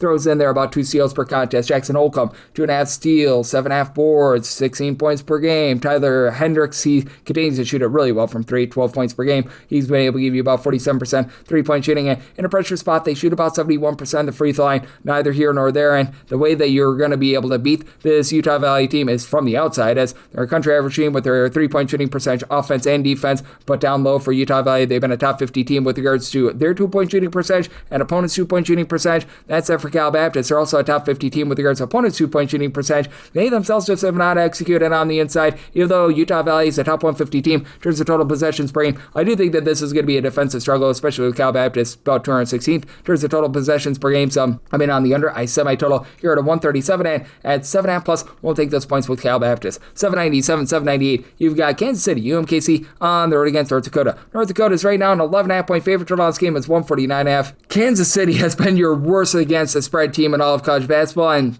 I am a schmuck. I am going to be willing to take the points. I set my line at 10. I do think that we're going to get a bye point, even though UMKC has been absolutely awful with regards to their offense in pretty much every facet. They are right now 314th in the country in terms of turnovers on a per possession basis, and North Dakota, if they're doing one thing okay, they have been able to generate turnovers. In terms of turnovers generated on a per possession basis, this North Dakota team is actually 25th in all of college basketball, but they're also outside the top 295 in terms of opponents' 2-point and 3-point shooting percentage. But then again, when it comes to this bunch, I just really don't know what UMKC is doing well. They are overall 354th in the country in terms of points scored on a per possession basis. North Dakota, though, has fallen outside the top 200 as well. I will say at home, they're averaging about 12.5 points more per 100 possessions rather than away from home, but UMKC also 344th in the country in terms of points allowed on a per possession basis. But who's really that difference maker right now for North Dakota? You've got Eli King, who's been the king of being able to give you about 5.5 boards, 12 points, 2 steals, 2 assists per game, but he only shoots 28% from 3. Grayson Ullman is your top scorer with 15 points. He shoots about 34% from 3. Garrett Anderson shoots 35% from the outside, but this is a team that has also been outside the top 250 with regards to rebound percentage. Again, with UMKC, typically this is a team that does a pretty solid job on the boards, and they're doing anything but that this season. Right now, they are 341st in the country in terms of their rebound percentage. Meanwhile, North Dakota, we're around about 324th, so both of these teams are in equal amount of stink there. And for UMKC, I do think they're getting a little bit more out of Carmelo Birch along with Uriah Evans, combined for 24.7 points per game. Birch does shoot about 34.5% from three-point range. You've been able to have Jason Petty give you about 12 points, 4 boards per contest, but I mean, it's been overall very, very brutal for UMKC, and I do think that the brutality is going to continue, but it's also a North Dakota team that has been just absolutely awful in terms of being able to guard the arc at home. In terms of opponents' three-point shooting percentage, specifically in their home games, North Dakota's lying teams that shoot 40% per 3. They're overall 328 with regards to opponents' three-point shooting percentage. I think that this is just going to be too sloppy of a game for you to get the over with all the turnovers. So I told 144. I like the under, but anything above 10 points was my buy point here on UMKC. I am going to take the points with them and the under while holding my nose. 799, 800. You've got Southern Utah on the road against Tarleton State. Tarleton State is a 5.5 point favorite. 145.5 is the total, and even with Tarleton State, deal with all the injuries that they are, I did set them as a 10.5 point favorite. I'm going to be willing to lay the number. And for Tarleton State, they did get back a few key pieces in their game on Monday. Being able to get back a guy in Freddie Hicks, who has been one of the main scorers for this team, I think is absolutely massive, as he's right now supplying you with about 9.5 points per game. Cameron McDowell, he's been dealing with injury over the last few games. I'm thinking that he's going to be out of the fold once again in this game. You're going to be without Dior Johnson, so that's a little bit of an issue. But Chris Mbakpa is another guy that returned only for 5 minutes against Abilene Christian, so you might have re-aggravated something. I'm thinking that he's going to be out, and even if he does play, he's not going to be able to make too much of an impact. But Andy Sigskar has been able to give you a little bit down low with about 7 points and a block per contest. You've got Leroy Kelly, who's been able to throw in there about 6 points, give you 2.5 steals per game. It's still a Tarleton team that has been a top 5 team in the country in terms of turnovers generated on a per possession basis, and they're looking to pound the ball inside. They're second in the country in terms of percentage of their shots that come from 2-point range, and for the Southern Utah team, they're not allowing you to shoot threes. Now, on the threes, they do allow you to shoot. Teams shoot 37% from three against them, but it's a Southern Utah team that's just all sorts of sloppy with the ball. Really, both of these teams, they're both outside the top 325 in terms of turnovers on a per possession basis, but the problem is Southern Utah is not generating turnovers. Meanwhile, Tarleton State is able to. As for the Southern Utah team, in terms of turnovers generated on a per possession basis on defense, they are 310th in all of college basketball. You've been able to get good production out of Elijah Duvall along Jaden Farrell. They're combining for 27.5 points per game, and Farrell, block and a half, 6.5 rebounds, shoots 40% from three-point range, and Tanner Hayhurst has been able to shoot 45% from three-point range, but it's still a Tarleton team that has been able to do a nice rock-solid job down low with this Southern Utah team. Even though they really encourage you to take a lot of shots on the inside, it's not even like they're the necessarily most rock-solid two-point shooting defense either. They're allowing teams to shoot right in the neighborhood about 152nd with regards to their own two-point shooting percentage defense. So I do think that Tarleton going to be able to pound the ball inside, and Tarleton has been a team that's been shooting about 76% of the free throw line, even with the injuries. That's the top 100 mark in the country. So the Utah will put you on the free throw line. I think that that's going to be enough for you to get the over and get the job done. Semi-line at 10.5, 1 to lay of Tarleton, and I'm going to be in on the over. Semi-total 148.5, 801, 802. Texas State is on the road against South Alabama. South Alabama is a pretty good size favorite here of 2.5 to 3.5 points. 139.5 is the total, and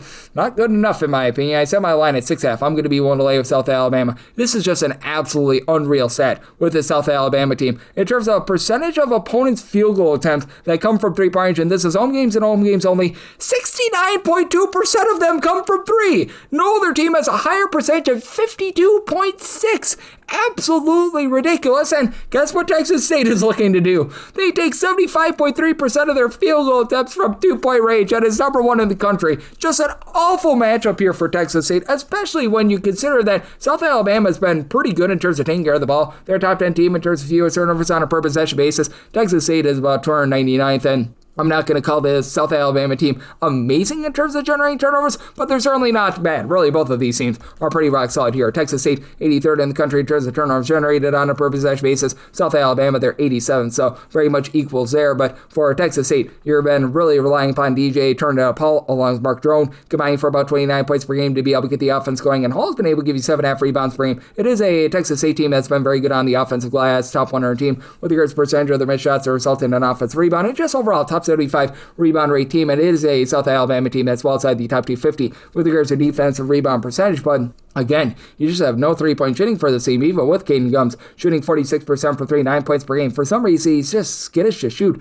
three-pointers. Like, Franek Amu has been able to shoot 39% for 3, but he doesn't take a lot of threes. He only gives you about 7 points per game, so very interesting there. Meanwhile, you've got a South Alabama team that I absolutely love what the Chaz has been able to give you, as Chaz Harris right now has been your top man with 18.5 points, 4.5 boards, 4.5 assists, and then Adam Molson shoots 38% for 3. Now, if you have trepidation with both of these teams, neither of them are good at the free throw line. For South Alabama, they shoot 66.2% of the free throw line. Honestly, Texas State, they don't get to the free throw line often, but they're shooting 76% at the free throw line. But that said, for South Alabama, they don't put you on the free throw line. They're a top 5 team in the country in terms of fewest free throw attempts allowed on a per possession basis because you don't get those shots inside. And then you've been able to have a guy in Jaden Cooper be able to step up in the backcourt, give you about 11 points, a steal per contest. I do think that South Alabama, just with their overall style and them being able to win the turnover battle, gets the job done here. Set my line at 6.5. I'm going to be 1 to lay the number, and for South Alabama, very slow and controlled team, even with having a few overtime games, 268th in terms of total possessions per game. I think that keeps it under. So my total 134.5, like the under, and South Alabama laying the number. 803, 804, UT Barton is going to be on the road against Little Rock. Little Rock does find themselves as a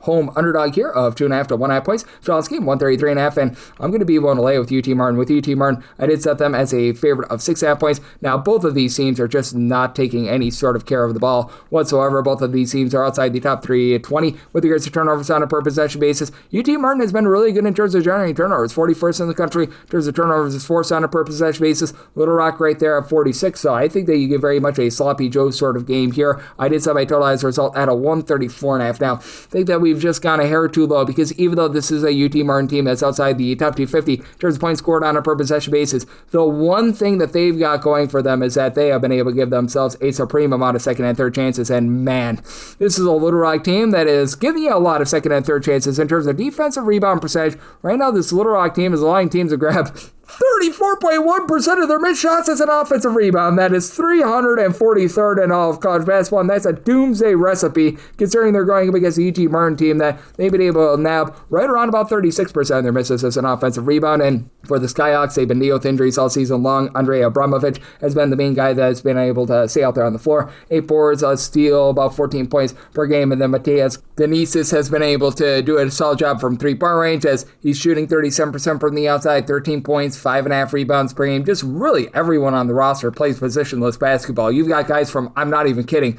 about 12 to 13 countries on this team, so they're all working with one another. They all have great versatility, and for Little Rock, you just don't have a lot of depth. I like what Jonathan Lawson brings to the table, and he might be the best player in this game. 16 points, 4 boards, shoots 35.5% from 3, and Kachi Naze has been able to splash in there about 40% three-point shooting, 11 points, 4.5 rebounds per game. But for this Little Rock team, even though they've been able to shoot about 35.5% from 3, they're really bad with their interior offense, even though they're supposed to be built around sort of their low post play with Duncan Galkic being able to give you over a block, 5.5 rebounds per game. For Little Rock, overall, they shoot about 35.2% from three-point range, but UT Martin is a top 25 team with regards to opponent's three-point shooting percentage, and it's a Little Rock team that ranks in the top 50 in the country in terms of percentage of their shots that come from two-point range as well. Just not a good blend here for Little Rock. Recognize that UT Martin in a little bit of a pressure spot. They don't shoot it well at the free throw line at about 67%, but neither does this Little Rock team. Little Rock is right now shooting 67.5% of free throw line, so made a line of 6.5. I'm going to be willing to lay with UT Martin, and I do think that's just close enough for a late game fellas. So set a total of 134.5, also in on the over. 805, 806 at Lindenwood is going to be on the road against Tennessee State. And Tennessee State does find themselves as a mid-tier favorite here of 3.5 points. 163.5 is the total. And I'm going to be in on this under. I set my total at a 157.5 with this Tennessee State team. They've been able to do a really good job in terms of generating turnovers. A top 55 team in terms of turnovers generated on a per possession basis, and they should be able to win the battle on the boards. Lindenwood is up and bad in terms of grabbing second and third chances, 122nd in the country in terms of percentage of their missed shots that result in an offensive rebound, but Tennessee State more around about an fourth, and it is a Lindenwood team that they themselves have been a top 150 team in terms of generating turnovers, but it is a Lindenwood team that as well has been having a very difficult time with regards to perimeter offense. 307th in the country in terms of turnovers on a per possession basis, and then with their three-point shooting, it's just all sorts of ghastly. 353rd away from home. They shoot 26.7% from three-point range. That is a bottom 10 mark in all of college basketball. And Tennessee State has been able to find a little bit more from the outside. They're so rough as well. They're currently about 283rd, but being able to have Dante Harris shooting the mid-30s from 3, give you 12-plus points per game, that's a good place to start. And then you just have been able to get a little bit of everything out of Aaron Nabakura. 17.5 points, 5.3 boards, 2.8 assists, 2.8 steals, shoots in the mid-30s from 3-point. And additionally, you've got Travis Harper shooting 40% from 3, 17 points per game in a pressure spot, shoots 84.9% of the free throw line. That's big. This team shoots 75.7% at the free throw line. That is a top 55 mark in the country. Now, Tennessee State is a little bit vulnerable down low. They've been outside the top 230 with regards to opponent's two-point shooting percentage, and this is a Lindenwood team that you've got to love what you've been able to get out of Aeneas Fitrell down low. He's been able to give the team about 17.5 points per game, and additionally, you've been able to get some really good production out of J.S. Jones as well. He's really your top rebounder with about 16 to 17 points per game, slashes in there, 7 rebounds per game as well, but just no outside shooting whatsoever for the team. Now, to the credit of Lindenwood, their line teams to shoot only about 30% for 3. They've been a top 50 team with that regard, but they're a team that they follow quite a bit, and they get to the free throw line a lot, and if this does come down to free throws, Lindenwood shoots 68% of the free throw line. That's outside the top 3 in all of college basketball, with Tennessee State being able to generate turnovers, and Lindenwood, just for lack of a better term, being inefficient on offense. I do think that you get an under. I set my total at a 157.5, and with Tennessee State, I did make them the favorite here of 5.5 points right now, seeing this at 3.5, willing to lay that number. 807, 808 on the card. It's Tennessee Tech, and they're going to be playing us SIU Edwardsville. Edwardsville is a favorite here of 1.5 to 2 points. 136.5 is the total, and I did set Edwardsville as a favorite of 4 points, so I'm going to be willing to lay the number. Now, it's an Edwardsville team that is not doing a great job in terms of generating offense, and they are a team that is very content to be playing slow and controlled. They are approximately 300th in the country in terms of total possessions per game. Tennessee Tech, more of a mid-tempo team. They're about 227th in the country with this regard. And for Tennessee Tech, they've been a team that's been able to give themselves a few second and third chances, 157th in the nation with this regard. And SIU Edwardsville at home, they're grabbing about 32.5% of their misses as an offensive rebound. That goes down to 26 away from home. But that's it for Edwardsville, even though they've been an inefficient offense, 287th in terms of points per possession. They actually score more points per possession when they're away from home rather than at home. And this has been a Tennessee Tech team that's had a tough time getting their offense going as well. 257th in the country, and for Edwardsville, this has just been a rock-solid bull constrictor of a defense. Currently, they are 31st in the country in terms of points allowed on a per-possession basis, but in games played away from home, that goes up to 7th in the country. Meanwhile, you've got a Tennessee Tech team that, well, they are not that. They are 289th in the country, and for Edwardsville, recognize that they've been without their top few scorers as they've been dealing with an injury to their top two scorers in Ring Malaith along with Miles Thompson throughout much of the season, but you've had Tyler King be able to step up in the interim, 9 points per game. He's been a 37% three-point shooter, and then Jack Champion, who is a transfer that comes over from Southern Indiana at the point guard spot, 5 assists, 9 points. He's actually shooting 40% from three on very low volume, and Edwardsville, all of a sudden, here in conference play, has been able to really find it from three. They actually lead the OVC, shooting 38.5% from three-point, and they just continue to be rock solid with regards to their shooting percentages. They're a top 55 team with regards to opponents' two-point and three-point shooting percentage. And on the flip side for Tennessee Tech, this team being outside the top 310 in terms of ball security, they turn the ball over more than 13.5 times per game. That's a big issue. You've got a tree of guys, Andy Pounds, Joshua Nichols, and Makai Cameron, that all give you between 10.5 to 11.5 points per game, and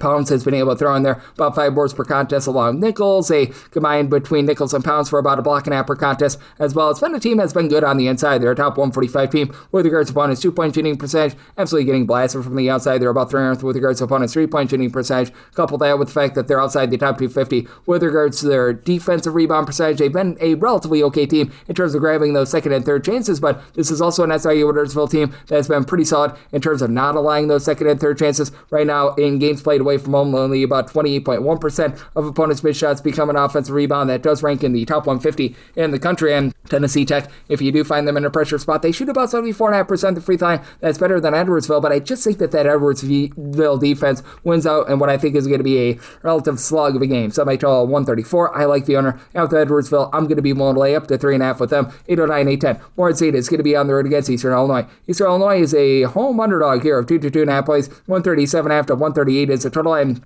I made a total of a 134.5. I do like the under. Now for this Eastern Illinois team, they're about 350th in the country in terms of points scored on a per possession basis, and they're going to be at a disadvantage on the glass. Morehead State is 25th in the country in terms of percentage of their missed shots that result in an offensive rebound. Eastern Illinois more around about 292nd. That said, for this Morehead State team, it's been just a little bit up and down in general for them because they're also giving up a whole bunch of second and third chances. If you look at percentage of opponents' missed shots that result in an offensive rebound, they're 345th in the country, and in games played away from home, 36.3% of opponents' misses become an offensive rebound. That is a bottom 30 mark in all of college basketball. You've had George Marshall, Davion Cunningham in the backcourt be able to combine for about 25 points per game, and between the two of them, they're shooting about 33.5% from three-point, and then you've got your main rebounder, John Carroll, carrolling all the way to about 7.5 rebounds per game, but he's a lone guy in the roster that really gives you over 5 rebounds per game. For Morehead State, they're about a country average team with their three-point shooting percentage at about 34%, shoot 73.5% from the free throw line, neither here nor there, but Eastern Illinois is a team that does a good job in terms of putting you under duress.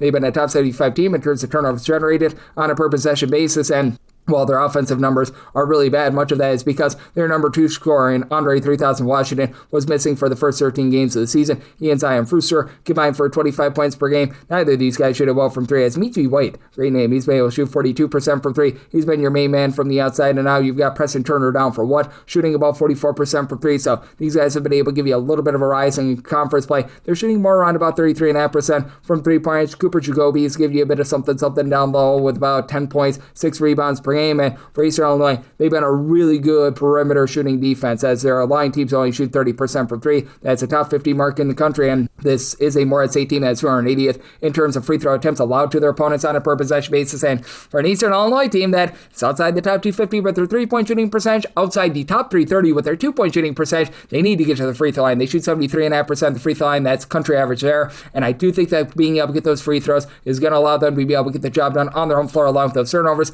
In on the under, semi-total 134.5, and taking Eastern Illinois on the money line, made them a 2.5-point favorite, 8-11, 8-12. Southern Indiana is going to be on the road against Western Illinois. Western Illinois, a very slim underdog here of 2.5 points, 138.5 is the total, and I made a total of a 137.5. I like the under now. For Southern Indiana, they're actually looking to push a little bit of tempo in terms of total possessions per game. They're 103rd. Western Illinois not looking to push tempo at 292nd, but this Southern Indiana team is outside the top 320 with their two-point shooting percentage or three-point shooting percentage and their free throw shooting percentage. They are not doing a great job in any of those respects. Now, Western Illinois is going to give you second and third chances. In games played at home, they're allowing teams to grab about 29.8% of their missed shots as an offensive rebound. That is outside the top 250 with that regard. In Southern Indiana, when they're in a roadside-score venue, teams are grabbing 33.9% of their missed shots as an offensive rebound. So there should be a lot of second and third chances for the taking, but man, these are two teams that are just not putting the ball in the basket. Western Illinois, they're a team that's outside the top 300 in terms of points scored on a per possession basis. They're outside the top 300 with their free throw shooting percentage, their 2-point shooting percentage, and their 3-point shooting percentage as well, as Lucas Lorenzen and Isaiah Griffin are your two lone double-figure scorers, as Griffin about 11 points, 4 boards, and he's been able to shoot 32% for 3. Lorenzen up to about 32.5% three-point shooting, and for this Western Illinois team, they shoot 67% free throw line in a pressure spot. That's just not great, to say the least. Now, they're doing an okay job in terms of taking care of the ball. They're a top 250 team in terms of not turning it over, and Southern Indiana has honestly been able to clean up the turnover issues. They just flat out can't shoot, and for Southern Indiana, they've been able to get quite a bit more here recently with the return of Amari Brown. He was missing for the first 14 or so games of the season. He's been able to give you 13.5 points. He shoots just 31.5% for threes right now. Caden Brown at 33.7% from three-point range. That's your top three-point shooter. Let's say that Southern Indiana needs to close out this game. They shoot 64.3% at the free throw line. That is a bottom 10 mark in all of college basketball. And then they're a bottom 5 team with their 2-point shooting percentage. Even though you've got Ishmael Al-Habib giving you about 4 boards, 3 assists, 15.5 points per game. It's just not a great situation here, even with Tolu Samuels being able to give you 8 rebounds per game. So I think that both of these teams just missed too many shots for you to be able to get the over. Semi-total 137.5. Like the under, and with Western Illinois, made them a 1.5 point underdog, so we'll take 2+ with them. 8-13, 8-14, South Dakota is on the road against Denver. The Pioneers are looking to Pioneer a cover as a 6.5 point favor. 161.5 to 162 is the total. I made a total of a 166.5. I'm in on the over. South Dakota is looking to play at warp speed, 21st in the country in terms of total possessions per game. Denver's not really a super up-tempo team, 160th in the country in terms of total possessions per game, but they have been playing a whole bunch of overs. As a matter of fact, they're your top over team in all of college basketball, just because with the way that they are not guarding at all. They are 362nd in the country in terms of points allowed on a per possession basis at home, but at the same time, this team has been a flamethrower from 3. They are shooting over 43% from 3-point range at home. That is a top 10 mark in all of college basketball, so I think that you're in for a nice expose of scoring, especially with the South Dakota team having a massive come up with their 3-point shooting when they're away from home. They shoot 29.3% from 3 at home. That's 344th in the country, 36.3% away from home. That's a top 60 mark, and then they've been able to do an okay job in terms of giving themselves some second and third chances with Cameron Fens. The 7-footer giving you about 14 points, 8.5 boards, block and half per contest. Isaac Bruns, the Bruns burner, has been able to give you 20 points. He's been able to shoot it well from 3, but he's been dealing with a little bit of injury. We have seen him out of the fold here in the month of February. He should be out once again, but in the interim, Jordan Crawford has been able to do a nice job putting in there 14 points. Shoots 36.5% from 3-point range, 16 plus points in now 3 of the last 4 games, so he's been able to help out. And for South Dakota, they've seen a little bit of a dive with their offense without Bruns, but with the way that Denver's really giving it up, they're a bottom 30 team with regards to opponents' 3-point shooting percentage. They should be able to get plenty of open looks, but again, with the Denver team, they're just an absolute flamethrower from 3-point range at home, as well as you've got Carson Johnson shooting 39.5% from 3 with 19.5 points per game. As a matter of fact, each of your top 3 scorers shoot at least 39.4% per 3, with Jeremiah Burke, 15.5 points, 6 boards, 39.4% from the outside. Zane Nelson, he's zany, shooting 45% from 3, give you 14 points per game, and then I've actually been able to have Gabe Oldham only give you about 5.5 points, but does a good job, give you offensive rebounds, as he's been able to supply the team with 7.8 rebounds per game, 3 of them being on the offensive end. And if Denver gets their 3-point shooting taken away from them, they've been a top 125 team with their own 2-point shooting percentage as well. For Denver, they're not forcing any turnovers whatsoever. They are outside the top 350 in terms of turnovers generated on a per possession basis, and that should help out a South Dakota team that sometimes they do play a little bit too fast for their own good. For South Dakota, they're currently about 205th in the country in terms of turnovers on a per possession basis on offense. Cleaning that up should be able to help them out, but I just flat out think that Denver outshoots you. So I set my line at 6.5. I'm going to be willing to lay up to 6 here with Denver, and I'd like the over. I set my total at a 166.5, 815, 816. Montana is going to be on the road against Idaho State, and the Bengals of Idaho State are a home underdog of 1 to 1.5 points. 149.5 to 150.5 is the total. I did set a total of a 146.5. I'm in on the under. Montana overall is 96th in the country in terms of total possessions per game, but they've been slowed down a little bit here in conference play, and Idaho State is playing at a really slow pace. They're 315th in terms of total possessions per game. Idaho State has just been really efficient on offense, and that's a big reason why I'm taking them on the money line. I did set them as a 2.5 point favorite. Idaho State has been, in terms of points per possession at home, a top 75 team in all of college basketball. And Idaho State should be able to win that battle on the offensive boards. They're 98th in terms of percentage of their own missed shots that result in an offensive rebound.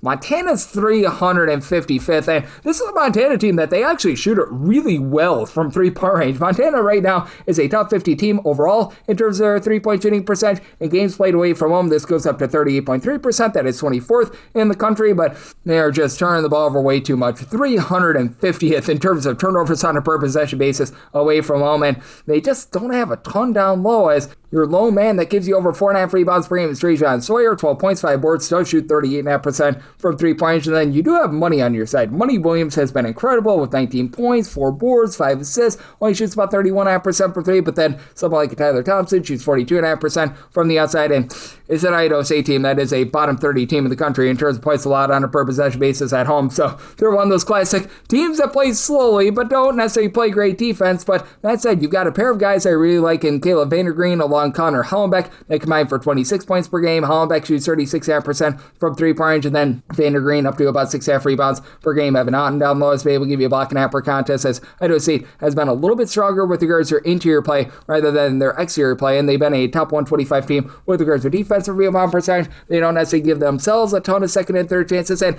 I mean, they're a pretty neutral team with their three-point shooting percentage at 33.5%. They do a much better job in terms of being able to drive the ball inside. They've been a top 125 team with their own 2-point shooting percentage, and this has been a Montana team that has been given up quite a bit with regards to their interior defense, as well as they've been outside the top 125 with regards to opponents' 2-point and 3-point shooting percentage. And additionally, for this Montana team, Brooklyn Nix has been coming in off the bench, giving you about 36% 3-point shooting, 8.5 points, 4.5 rebounds per game. But outside of him, you don't necessarily have the world's greatest amount of depth with this team. Meanwhile, for Idaho State, you've been able to have quite a bit out of Jamison Guietta along with Martin Khalil, who have been able to combine for about 20 points per game. Between the two of them, they shoot about 39% from three-point range, and in a pressure spot, this is a unit that they shoot about 74.5% of the free throw line with Idaho State. That is a top 125 mark in the country. They really don't force a lot of turnovers either. They're about 300th in terms of turnovers generated on a per possession basis. Montana in that same boat. In Montana, they do shoot 77.5% at the free throw line, but I do think that in the end, with this being a game played on Idaho State's home floor, they do just enough to get the job done in a slower game. Somebody line at a 2.5 like Idaho State on the money line, and I'm in on the under. Somebody told 146.5,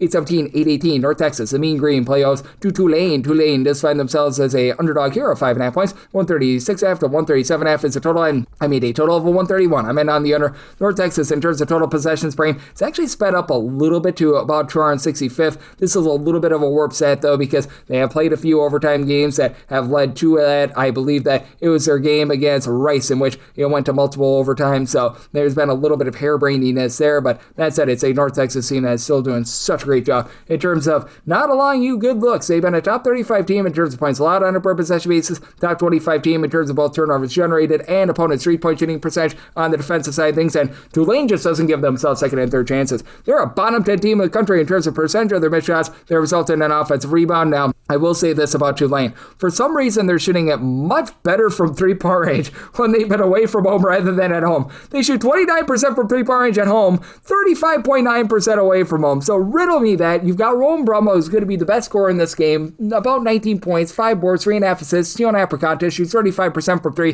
Curtis Williams shoots 36% from the outside with 12 points per game. But Brumba is a lone guy on the roster. It gives you over 4.5 rebounds per game, and that's a big reason why I did set North Texas here as a 7-point favorite, even though North Texas is outside the top 3 in terms of points scored on a per possession basis. And on the side of Tulane, they've honestly not been the world's worst team on defense. They're hovering right around about 150th with regards to opponents' 2-point and 3-point shooting percentage. They're a country average team in terms of generating turnovers. They're not an amazing defense, but they're not awful, but they are getting absolutely bludgeoned in terms of giving up second and third chances. And this has been a North Texas team that has actually been able to do a nice job in terms of giving themselves second and third chances, albeit they've actually given their opponents a lot of offensive rebound opportunities, which I don't think is going to be a big factor in this game. But North Texas, 46th in terms of percentage of their missed shots. That results in an offensive rebound, and they need it. They shoot 29.7% from three-point range. That's outside the top 340 in all of college basketball, and They're hovering around 300th with their 2-point shooting percentage, with Jishawn Stevenson leading the way, give you about 17 points, 2 assists, 2 steals, only shoots about 30% from 3, and then David Terrell, main facilitator, 4.5 assists, 12.5 points, steal and half per contest. I really don't have anyone that's healthy on this roster that shoots above 30.5% per 3, other than Kamai Crosby, who gives you 2.9 points per game. So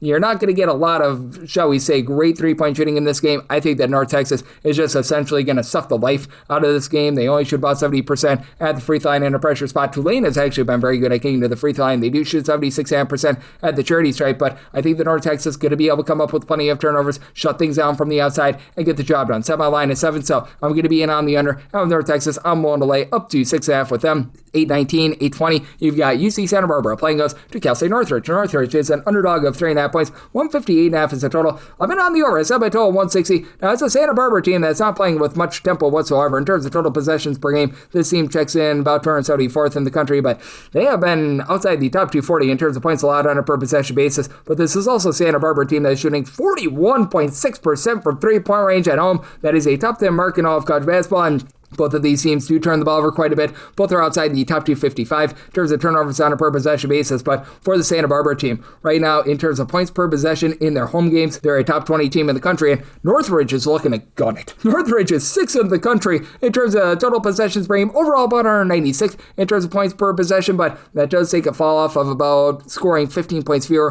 per 100 possessions at home rather than away from home. And for CSUN, they're not going to get a lot of second and third chances. So one thing that this Northridge team is not going to be able to get is that, because for Santa Barbara, they're 13th in the country in terms of defensive rebound percentage. Now, they're also outside the top 300 with regards to opponent's 3-point shooting percentage, while outside the top 250 with regards to opponent's 2-point shooting percentage, but I do think that getting Mario Little back from injury, who's been a little bit of a gadget guy, 12 points, 5 boards, 4.5 assists, steal and half per contest, is going to be able to help out that defense a little bit. Shoots 37.5% from 3-point range, and you take a look at the Santa Barbara team, each out of your top 5 scorers do shoot at least 37.3% from 3, Ada Mahaney being the main of them, 15 points, shoots 40% from 3, CJ Shaw, 44% 3-point shooter, 12 points per game, and each of your top 5 scorers also shoot at least 80% at the free throw line, and that's big, because if this is a game where they need to cover at the free throw line, Santa Barbara, they shoot 75.5%. The charity stripes up 75 mark. Northridge shoots 65.7%. That's outside the top 350 in all of college basketball, even though you've got Larry Hughes, who gives you 19 points, shoots 44% from 3, Josiah Davis, 7 assists per contest, but 4.6 turnovers per game. That's a bottom 5 mark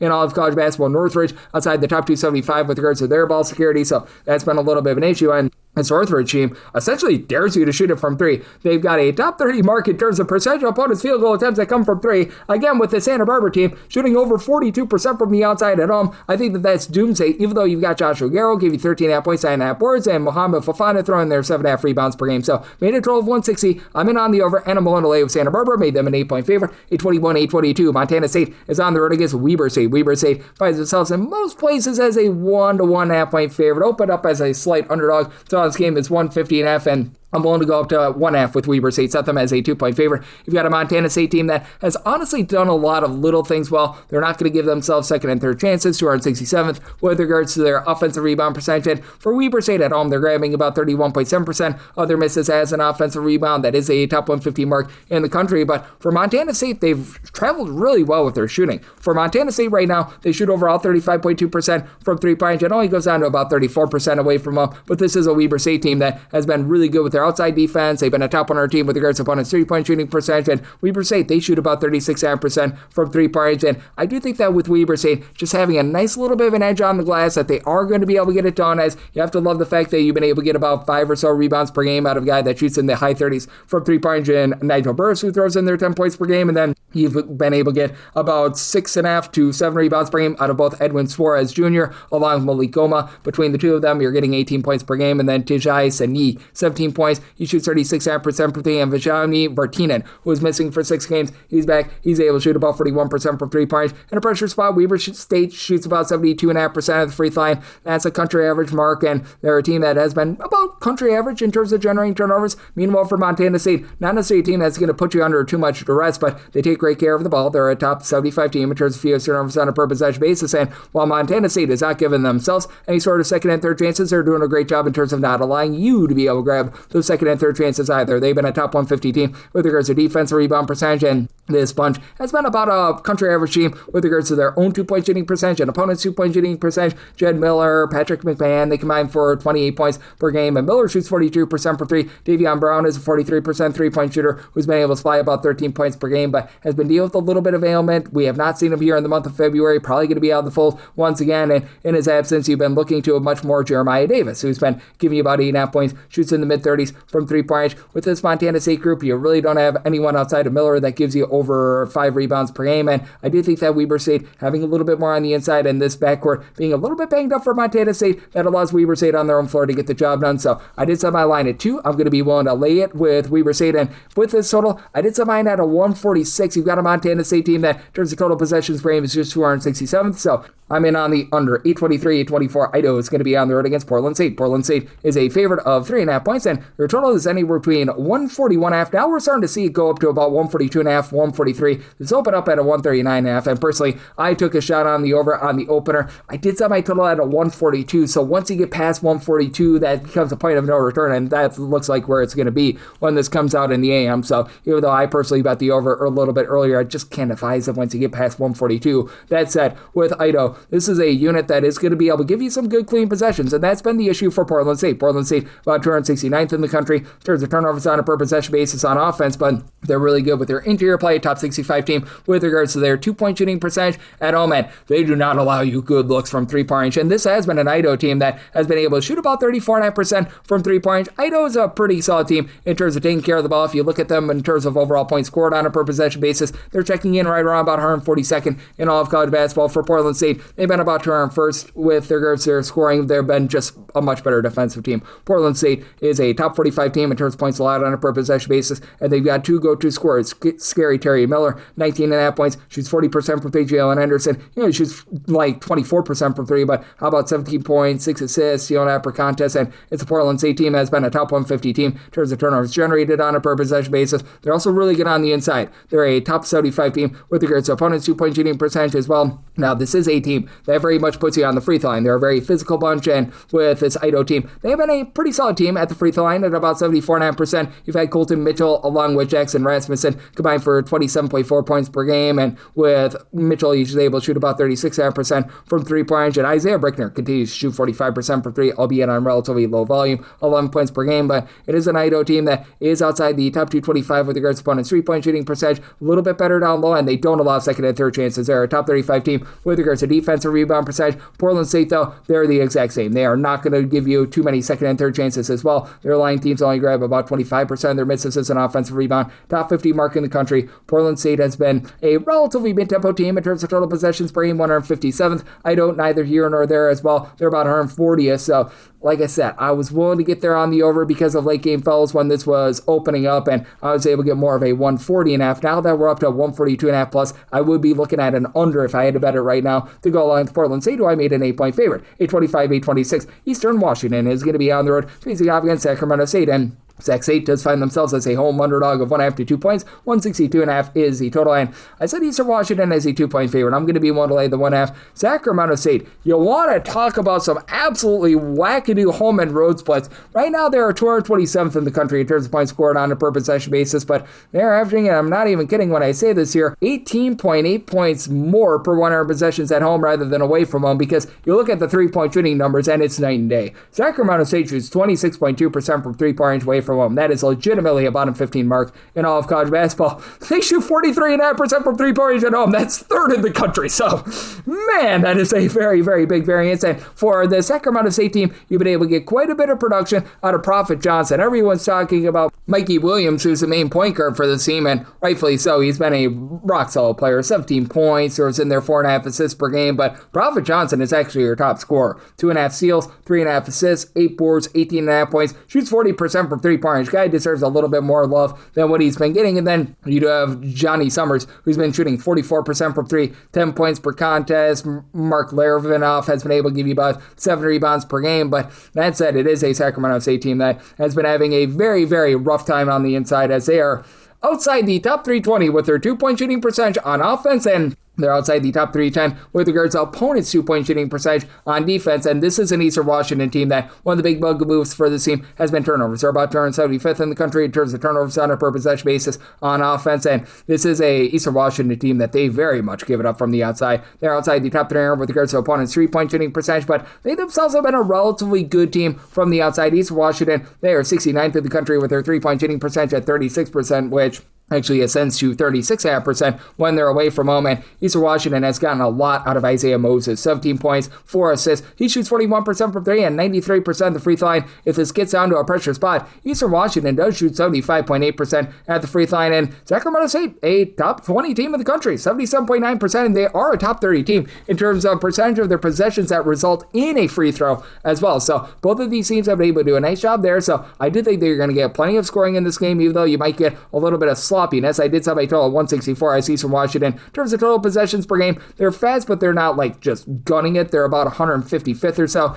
And then Sacramento State is just playing at warp speed, 30th in the country in terms of total possessions per game, and they are about 245th in the country in terms of opponents' 3-point shooting percentage at 35.2%. Do think that in the end, Eastern Washington has a little bit more on the inside with the Jeremiah Cherry injury still really hurting the Sacramento State team. And for Eastern Washington, while this is not a team that's necessarily given themselves a lot of second and third chances, they've been a top 200 team with regards to defensive rebound percentage. They've been a country average team with their own 2-point shooting percentage, with Kyrie Huey give you about 5 boards, 13 points per contest. Joe Anderson is able to throw in there about 7 points. He shoots in the mid-30s from 3. Olin Hamilton, about 6 rebounds per game. And I think that there's just enough here for Eastern Washington to get the job done. I do think that the Sacramento State home and road splits start to iron out just a little bit. So semi-line at 2, willing to lay the 1.5 with Eastern Washington, and I'm going to be in on the over. Semi total of 164.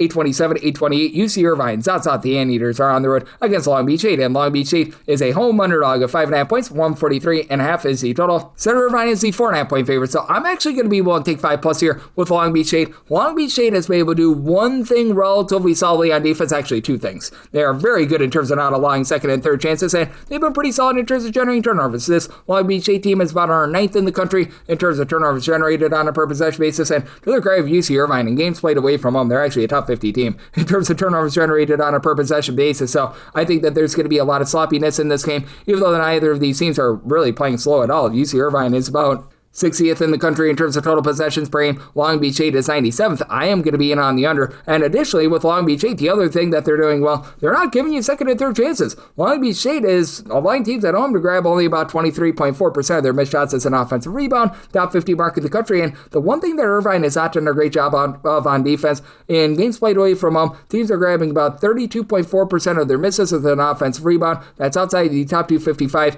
in the country. That said, this is an Irvine team that's still 11th in the country overall in terms of points allowed on a per possession basis. That goes a 4th away from home, but the reason why I really can't trust them in this spot, let's say that you have to go to late game fouling. UC Irvine shoots 68.5% at the free throw line. That is 308th in all of college basketball. It's an Irvine team that they themselves have had a few turnover woes as well. They're about 220th in the country in terms of turnovers on a per possession basis on offense. That falls well outside the top 255 at home. Long Beach State are approximately 258th in terms of turnovers on a per possession basis overall, but at home that goes inside the top 175 for Long Beach State. You've had Petar Mrstrovich come over from Syracuse, give you about 15 points, 6.5 rebounds per game. One guy in the roster that gives you over 4.5 rebounds per game, while Kevin Sykes, well, he's been psyching out teams, shooting 37.5% from 3, about 18 points per game, and Shaquille Bender, who comes over from Manhattan, has been able to supply about 10 points per game, shoots 33.5% from 3 for Long Beach State. They haven't given up quite a bit with regards to their overall shooting percentages. They're outside the top 265 with regards to both opponents' 2-point and 3-point shooting percentage, but for Irvine, they're outside the top 200 with regards to both their 2-point and 3-point shooting percentages as well. They just don't allow anything on the inside. Numero uno in all of college basketball, if you include non-D1 games, in terms of opponents' 2-point shooting percentage. Jerron Dixon, 15.5 points, shoots 38.5% from 3-point range. Andre 3000 Henry has been able to shoot about 35% from 3, 9.5 points per game. And then Kyle Evans, 3.3 blocks per game. That is a top 5 mark in all of college basketball, 8.5 rebounds per game. I do think that the defense is going to be very great in this game, but again, it's just hard for me to trust in this Irvine team to be able to cover this game at the free throw line. line. They've been very rough with that regard, and they do turn the ball over quite a bit. So do think that you're in for a lot of good possessions in this game. Semi-total 140.5. So I'm in on the under, and at 5+, I'm willing to take the points with Long Beach State, a 29-30. UC Davis is going to be playing on the road against Cal State Fullerton. Cal State Fullerton finds themselves as a very slim favorite here of 1 to 1.5 points. 155.5 is the total, and I did said Fullerton as a 4-point favorite. I'm going to be willing to lay the number. Both of these teams have been able to do a really nice job in terms of generating turnovers, and you got a Fullerton team that legitimately has done a nice job in terms of taking care of the ball. 81st in the country in terms of turnovers on a per possession basis on offense. The UC Davis team is 281st, and Davis has a nice edge with regards to their three-point shooting at 35.6% overall, but that does go down to about 32.7% when they're away from home, and this is a Fullerton team that have not been able to dial it up really from three-point range, 32.7% at home. That is outside the top 235 in all of college basketball, but they've been able to find their footing in terms of being a team that just creates a lot of havoc. At home, teams have a turnover on 21.5% of their possessions. That is a top 25 mark in the country, and for UC Davis, they're 32nd in the country in terms of turnovers generated on a per possession basis. I did something I told here at a 156, so right now we're seeing the total right around about 155.5. That's my absolute max buy point on the over, mainly because I do think that you get some late game fouling, and for Fullerton, I like what they've been able to get in the backcourt out of Jefferson, De La Cruz. Monegro comes over from Valparaiso in Western Michigan, 13 points. Doesn't shoot it well from three, but throws in there a pair of assists, a steal per contest. Josh Ward is that do-it-all guy, top scorer with about 14 points,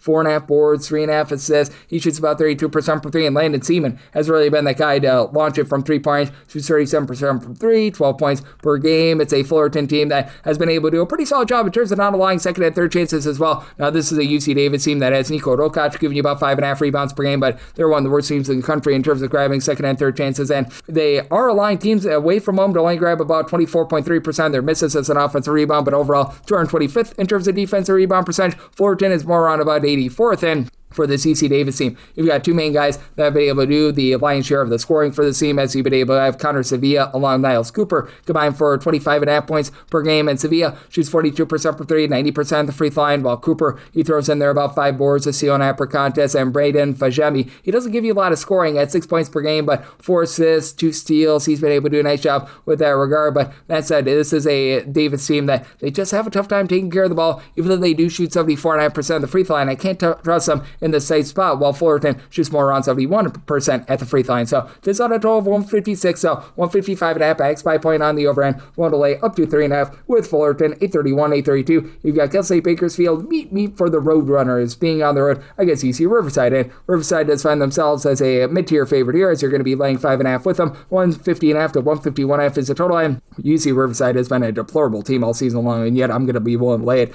Semi-line at 6.5. This is a Riverside team that does not put you under too much duress. 270th with regards to turnovers generated on a per possession basis, but you want to see a team that is right now losing the turnover battle, that'd be Bakersfield. They're actually not bad in terms of generating turnovers. They're 110th in the country in terms of turnovers generated on a per possession basis, but Bakersfield 328th in terms of turnovers on a per possession basis on offense, and this entire offense is just awful. 336th in terms of points scored on a per possession basis. I recognize that Riverside is not great. They're 319th, but Bakersfield is a team that prides themselves on pile driving the ball inside. They're a top 50 team in terms of percentage of their shots that come from 2-point range, and they're 346th with their 2-point shooting percentage. Like, what are we doing here? Meanwhile, it's a Riverside team that they've been a country average team, about 222nd with regards to their own 2-point shooting percentage, and I will say for Bakersfield, you've been able to get some good production of Dalen Smith, 16 points, 8 steal per game. That he's needed to step up because CJ Hardy, their top 3-point shooter, has been out of the fold, but Jaden Alexander in the interim shoots about 35.5% from three. Tom Mark, he only gives you 6 points per game, but he's actually been able to shoot 39% from 3-point range, but he's another guy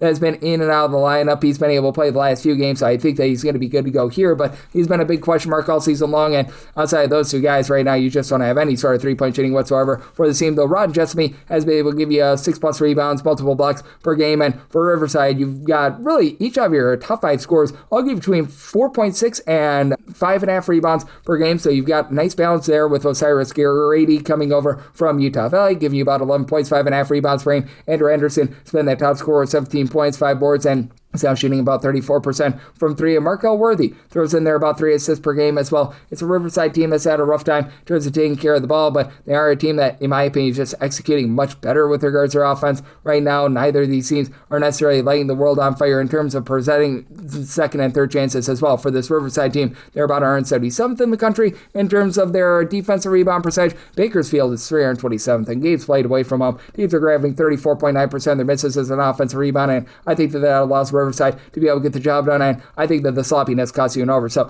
I total 148.5, like the under, and I'm willing to lay up to 6 with Riverside. This is the last game on the normal Las Vegas betting board before we get the extra games, 8:33, 8:34. Hawaii is going to be playing us to Cal Poly in our random college basketball game in Hawaii. You've got Cal Poly an 11.5 to a 12-point dog, 159.5 to 161 is the total, and I did set a total of a 157.5. I like the under, even though you're going to get a lot of possessions in this game. Cal Poly, numero dos in the country in terms of total possessions per game. Hawaii is 35th, but this is a Hawaii defense that has just been so dominant. For Hawaii, they've been very good with regards to their interior offense. They're 74th in the country with their 2-point shooting percentage. Now, they make up for that because they have been turning the ball over a ton, and legitimately both of these teams having ball security issues. Hawaii is 332nd in terms of turnovers on a per possession basis on offense. Cal Poly is 355th, so I think that you're going to have all sorts of sloppiness there, but for this Hawaii team, this team is one of the most just dominant defenses that you're going to find. 6th in the country in terms of points allowed on a per possession basis. They're just not giving you good looks from either 2-point range or 3-point range. You're a top 50 team with regards to opponents' 2-point shooting percentage from distance. They're allowing teams to shoot 28% from 3, that is third in the country, and it's a Cal Poly team that they attempt about 50% of their field goal attempts from 3-point range. That's a top 25 mark in the country, and Cal Poly has legitimately been able to shoot it solidly from 3 points away from home. 35.9% is their 3-point shooting percentage away from home compared to 30.9% at home, which riddled me that, but that's it for this Hawaii team. It's been a wholes greater than some of its parts sort of collective with his team all season long with Isaac Johnson, the true 7-footer, really being your main man. He's been able to give you 13.5 points, 6 boards, a block per contest, and actually shoots 34% from 3. Then you got Gaitis Nemishka, give you about 10.5 points, 5.5 rebounds per game. Hurry Ruyev is your top 3-point shooter at 39% with 11 points per game. Quandre Bullock has splashed in there 11.5 points per game as well, but I do think that Cal Poly is going to be able to remain lively. I set them at 11.5, so I'm willing to take 12 plus with them because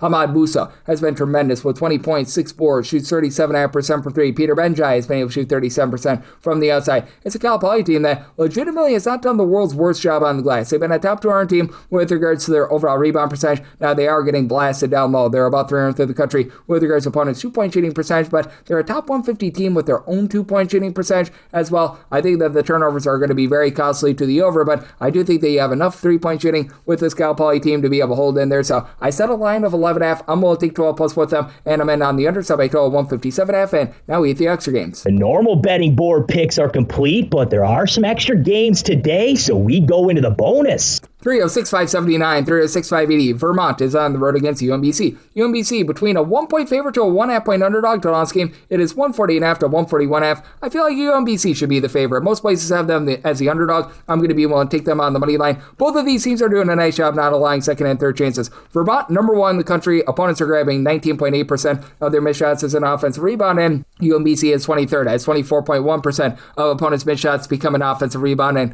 I am in on the under for that reason. You're not going to get any sort of second chances for either of these teams. UMBC playing solely 277th in the country in terms of total possessions per game. Vermont even slower at 336th, and it's a Vermont team that has been solid with their 3-point shooting. Overall 34.1%, actually goes up to 34.7% away from home, but UMBC, they've been able to shoot about 34.4%. That's 155th in the country, but I do feel like they're going to be the team that guards the 3-point line better. It's the one thing that Vermont has had a weakness in all season long, has been guarding the arc. In games played away from home, teams are shooting 38.4% from 3-pointers against them. Meanwhile, for UMBC, they're allowing teams overall to shoot about 33.4% from 3, but that goes down to 27.9% at home. And for UMBC, they've got an ace on their team, and Ace Valentine, who's been able to give you about 4 assists, splashes in there, 11 to 11.5 points per game, also 4 boards, and he's been able to shoot about 39% from 3. DJ Turner up Armstrong, 42% 3-point shooter, 13 points per game. Jalile King throws in there 13.5 points per game, and On the flip side of things, you've got the TJs for this Vermont team,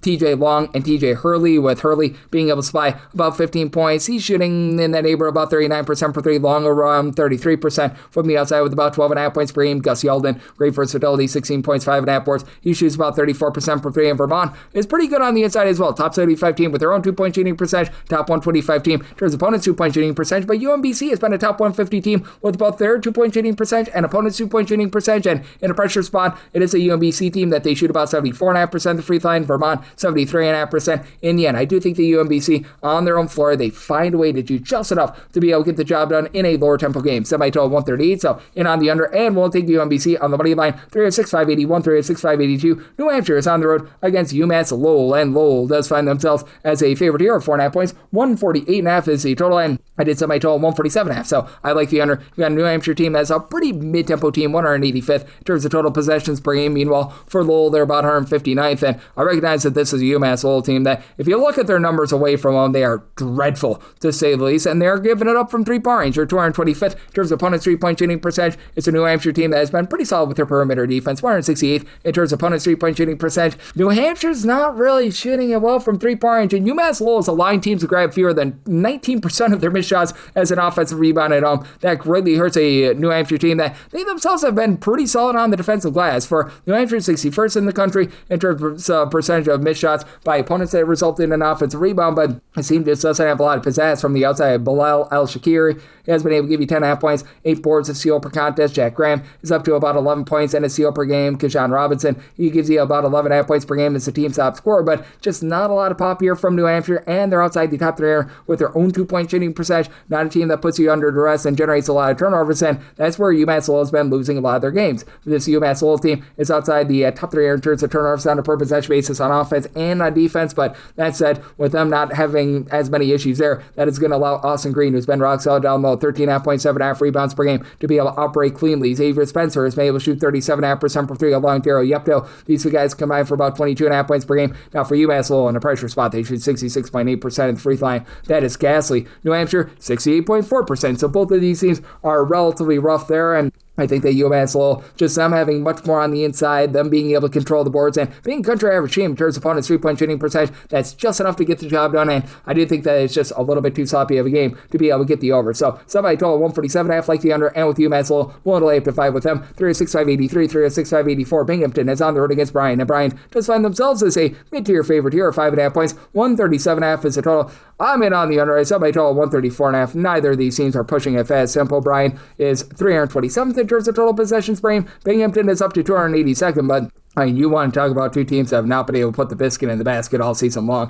Both of these teams are outside the top 320 in terms of points scored on a per possession basis. Binghamton is 337th. Somehow, someway, Bryant is even worse. So I will say for Bryant, they've been much better at home rather than away from them. They're overall 353rd in terms of points per possession, but they're actually averaging 23.4 points more per 100 possessions when they are at home. And Bryant has been just giving it up from three-point range. They're 331st in terms of opponents' three-point shooting percentage. Binghamton, they're more around about 280th, and Binghamton is outside the top 275 in terms of both turnovers on a per possession basis on offense and on defense, so they've been very much losing that battle. But for Binghamton, the one thing that they've been able to do a relatively okay job of is being able to sink their free throws. In games played away from home, they actually shoot 79.5% of the free throw line. That is a top 30 mark in the country. Meanwhile, for Bryan, they shoot 76% of the free throw line. So both of these teams are relatively good at the charity stripe, but for Bryan, you will really only have one double-figure scorer and one functional player on the team, Timothy Radulski, who gives you about 12.5 points, 4 boards, and he's been able to shoot 35% from three-point. Your number 2 scorer in Quincy Allen is right now dealing with an injury, so Aaron Davis, who is now shooting about 38% from 3, 10 points per game, he's been able to step up in a big way. Right now, Ashley Sims is a lone guy that gives you over 5 rebounds per game with about 5.1 boards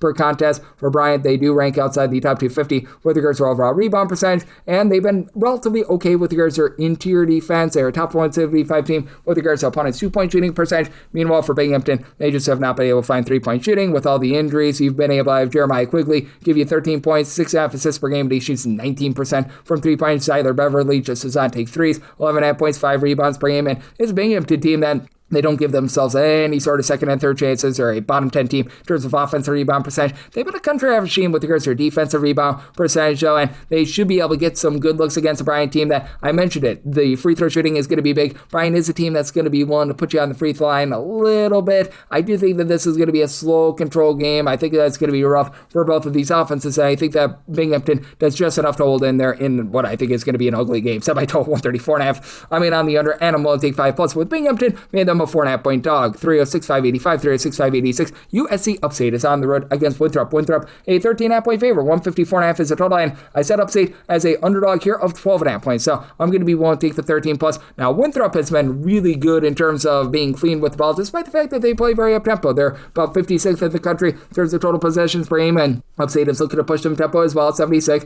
Upstate just has not been able to put together a good, clean offense. 309th in terms of points scored on a per possession basis. Winthrop is 71st as they become a top 100 team in terms of fewest turnovers on a per possession basis. They're neither here nor there with their three-point shooting, but this is a Winthrop team that has been able to do a pretty supreme job in terms of giving themselves second and third chances. With Logan Duncombe down, they'll give you 7+ boards, 13+ points per game. Winthrop grabs about 33.7% of their misses as an offensive rebound at home. Upstate is about 275th in the country with regards to their offensive rebound percentage, but it has been an Upstate team that has been able to do a relatively solid job on their defense. They're a top 200 team with regards to points allowed on a per possession basis. If you look at games played away from home, this actually climbs up about 125th in the country, so they've been able to do an okay job with that regard. And Upstate is not allowing a lot of clean looks on the inside. They've been a top 125 team with regards to opponents' 2-point shooting percentage. Not really a team that's going to put you under a ton of duress, but they've done a nice job rebounding by committee, as right now you've got about 4 different guys on the roster that will be able to give you between 4.3 and 5.3 rebounds per game. Now, Braylon Garcia is dealing with a little bit of injury, but you've got Lyric Davis, 8.5 points, 4.5 rebounds per game. Carmelo Atkins, 13.5 points, throws in there a steal, 5 boards, shoots 35.5% per game. Jeffrey Martinez,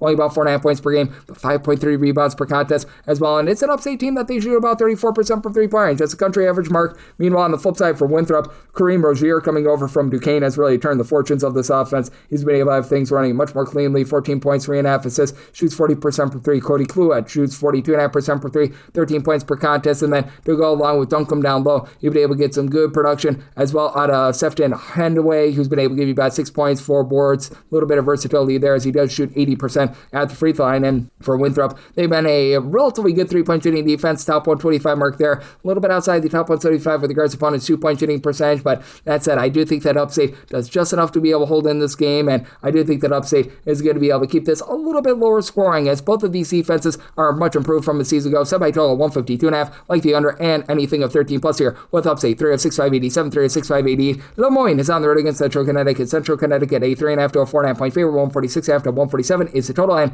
I said Central Connecticut as a 4.5-point favorite, so I'm going to be willing to lay the 3.5 with them, as Lemoyne is just getting pounded from three-point range. They're allowing teams to shoot 37.9% from three-point range in games played away from home. That's outside the top 3 in all of college basketball, and it's a Central Connecticut team that has taken a massive setback with their defense from a season ago. With Central Connecticut, in terms of points allowed on a per possession basis, this team is right now checking in 233rd in the country, and they actually give up, and I'm not even kidding here, 9.3 points more per 100 possessions at home rather than away from home. Lemoyne has actually been 165th in terms of points allowed on a per possession basis, even though they get absolutely tattooed from the outside because they've been really good on the inside. They're a top 30 team with regards to opponents' 2-point shooting percentage, and with Lemoyne, they're not really going to put you under duress. 279th in terms of turnovers generated on a per possession basis, and Central Connecticut 331st. But Central Connecticut is really able to just feast on their outside shooting right now. For Central Connecticut, 46th in the country with their 3-point shooting percentage at 36.7%. That goes up to 38.4% in their home games, and they have, in my opinion, the best player on the floor, as they've been able to get darn near 19 points per contest and just under 40% 3-point shooting. Darren Smith, who throws in there 5 rebounds per game, and then Melo Sanchez has been able to shoot 44.5% for the outside, 9 points per game. Jay Rogers, 7 assists, it's only about 2.5 turnovers per game for a Central Connecticut team that is in the top 100 in terms of the fewest turnovers on a per possession basis. Lemoyne is a little bit more of a mid-tempo team, while Central Connecticut looking to play very slowly. Central Connecticut 335th in terms of total possessions per game. Lemoyne 188th, and for Lemoyne, they are a team that has been able to do a relatively solid job with their own outside shooting as well. This is a unit that is shooting from 3-point range right around about 35% from 3-point range, both at home and away from home. So no real little drop off there, and they've been able to get quite a bit down low out of Shiloh Jackson. Comes over from Texas A&M Corpus Christi, 15.5 points, 8 rebounds per game, and then Trent Mascara, 5.5 boards, 14 points. He's been able to shoot about 36% from three-point range, but it is a unit that is well outside the top 330 with regards to offensive rebound percentage, and they've just been very sloppy with the ball outside the top 320 in terms of ball security. I think that that's just enough for Central Connecticut to get the job done. I do think that those turnovers cost you the over. So my total at a 146.5 at the 147, and on the under end, I'm willing to lay up to 4 year with Central Connecticut, 36.589, 36.590. Longwood is on the road against Presbyterian. Presbyterian 1.5 to 2.5 point favorites, 138.5 to 139 is the total, and I like Longwood on the money line. Set them as a 1.5 point favorite. Now, both of these teams are really having their ball security issues, as it's a Presbyterian team that, in terms of turnovers on a per possession basis, they're hovering right around about 320th in the country. Longwood may have been nearly as bad. Longwood is right now right around about 324th in the country, and Longwood can't shoot from three-point range. This Longwood team is well outside the top 325 with that regard, as they're shooting about 29.6% from three-point range away from home. That actually improves to 33.3% at home. So overall, they've gotten to about 305th, but it's a Presbyterian team that they themselves 318th with their overall three-point shooting percentage at 30.9%, but I think the difference in the game is that Longwood is able to generate turnovers, and this Presbyterian team is not. Presbyterian, in terms of turnovers on a per possession basis on defense, 269th in the country. Meanwhile, Longwood is 28th, and for Longwood, you've got Jacoy Hutchinson come over from George Washington, our nation's first president, and he's been a nice contributor with about 11.5 points, 3.5 assists per game. Elijah Tucker has been supplying the team with about 7 rebounds, 12 points per game, and additionally, you've got Johan Nazimi being able to give you about 11.6 rebounds per game. So these guys have been able to do a solid job on the glass. It's a Longwood team that's not allowing a ton of second and third chances, and Presbyterian, their main forte has been down low. Jalen Peterson, great name, has been able to give you about 7 rebounds per game, and then you've had Jonah Pierce stepping up his game, 16.5 points, 9.6 rebounds per game, and then Carl Parrish has been like your lone good three-point shooter, 40.5% from the outside, 14 points per game, but it is a Presbyterian team that they themselves have relatively similar rebound stats and splits to Longwood, and with them just not being able to do a great job in terms of being able to generate turnovers, unlike this Longwood team, with both of these teams having a lot of sloppiness and in a pressure spot. Presbyterian is right now shooting 67.5% at the free throw line, that's 335th in the country. Longwood more around about 73.5%. I do think that Longwood gets it done in what should be a very slow game, with Presbyterian well outside the top 3 in terms of total possessions per game, so maybe by total a 137.5. I like the under and Longwood here on the money line. 306.591, 306.592. Fairleigh Dickinson is going to be on the road against Chicago State. Chicago State, a home underdog of 1.5 to 2 points, 135.5 is the total. And I'm in on the over. I set my total at a 140, mainly because you do have a Chicago State team that's been cranking up a tempo a little bit more. They're still not a fast team. They're about 270th in the country in terms of total possessions per game, but this offense has really been able to get going here in conference play, and Fairleigh Dickinson is still just absolutely losing games along the perimeter. They're outside the top 300 with their own three-point shooting percentage, or outside the top 275 with regards to opponent's three-point shooting percentage. Now, you do have two guys in the backcourt that I like, and Joy Neesman along with Eric Parnell. They combine for 23.3 points per game, and Neesman has been able to shoot about 35% from three. And strangely, this is a Fairleigh Dickinson team that shoots much better from three-point range when they're away from home rather than when they are at home, as for Fairleigh Dickinson, they shoot 32.5% from three-point range away from home. Meanwhile, at home, they shoot 25% from three-point range. So I'm not quite sure what to make out of that, but that said, it is what it is. And you got a Chicago State team that they've been able to do a much better job with regards to perimeter shooting here in the last few weeks, as in conference play, they've been shooting over 35% from three-point range. For Chicago State, even though they're overall for the season well outside the top 300 in terms of points scored on a per possession basis, and they're still a very brutal team in terms of their interior play. If you include non-divisional games, they're a bottom 10 team in terms of both their two-point shooting percentage and opponents' two-point shooting percentage. It's gotten better because you were missing Braylon Bush for about 6 games. He's giving you 9 points, 3 assists per game. Doyle Cockrell was missing for 4 games, 11.5 points. He shoots 38.5% per 3. Legitimately your top three-point shooter. And then Stephen Byer, Chauncey Gibson, both of these guys missed 10-plus games. They've been nice ancillary scorers and part-time starters for this team as well. So getting all these guys back has really helped out this team in a pressure spot. They do shoot over 74.5% of the free throw line. That's a top 100 mark in all of college basketball. They've been giving it up a little bit from three-point themselves. There are a lot of teams who shoot about 35% per 3, but it's a Chicago State team that has won the battle in terms of turnovers in conference play. In conference play, they're winning the battle by 4.9 turnovers turnovers per game. They commit 8 turnovers per game. Opponents are committing 12.9 turnovers per game. It's a fairly Dickinson team that they just have not been able to do a great job in terms of generating turnovers themselves, and I think that that's going to be a big difference in this game, even though you've got Surreal Martinoff down low as a 7-footer, give you about 7 points, 5.5 rebounds per game. I do think that Chicago State, though they are going to lose the battle on the glass, they get the job done with their perimeter play. So I did set Chicago State here as a favorite of 4 points. I like them on the money line, and I'm in on the over. I set my total at a 140, 306, 593, 306, 594. Albany is going to be on the road against NJIT, and NJIT is a favorite here of 2.5 points. 143.5 is the total, and I set a total of 139.5. I like the under. NJIT is about 172nd in the country in terms of points allowed on a per possession basis, while being outside the top 3 in terms of points per possession, but I feel like that's a bit of a warp set because for NJIT, their top scorer, Sebastian Robinson, was dealing with injury all throughout non-conference play. Only missed 3 games, but he played banged up throughout much of it. Here in conference play, he's been fully healthy. He's been giving the team 18.5 points per game. Still not a great 3-point shooter. NJIT in conference play, still only shooting about 32.5% for 3-point range, and overall for the season, 31.2%, but still it's been much better here in conference play, and Melvin Ibon Cully has been able to come back after missing 12 games. He's been a forward that has been in a starting role, give you about 8.6 rebounds and overall block per contest. That has really helped them beef up down low as they're a top 150 team with regards to opponents' 2-point shooting percentage. Now, their own 2-point shooting percentage is still well outside the top 300 in all of college basketball, but has been rapidly improving. And then you got an Albany group that you just can't trust in a pressure spot because they are shooting 65.8% the free throw line. That is a bottom 15 mark in all of college basketball. Amir Lindsay has been great, 17.5 points, 5 assists, shoots 35% from 3, and then Chuchu Okeke has been able to give you about 10.5 points, about 1.8 blocks, 6.5 rebounds per game. So he's been solid. Zach Matalu, when he's been out there, has been able to give you about 6 rebounds per game, but he's been missing for the last 8 or so games, and it is an Albany team that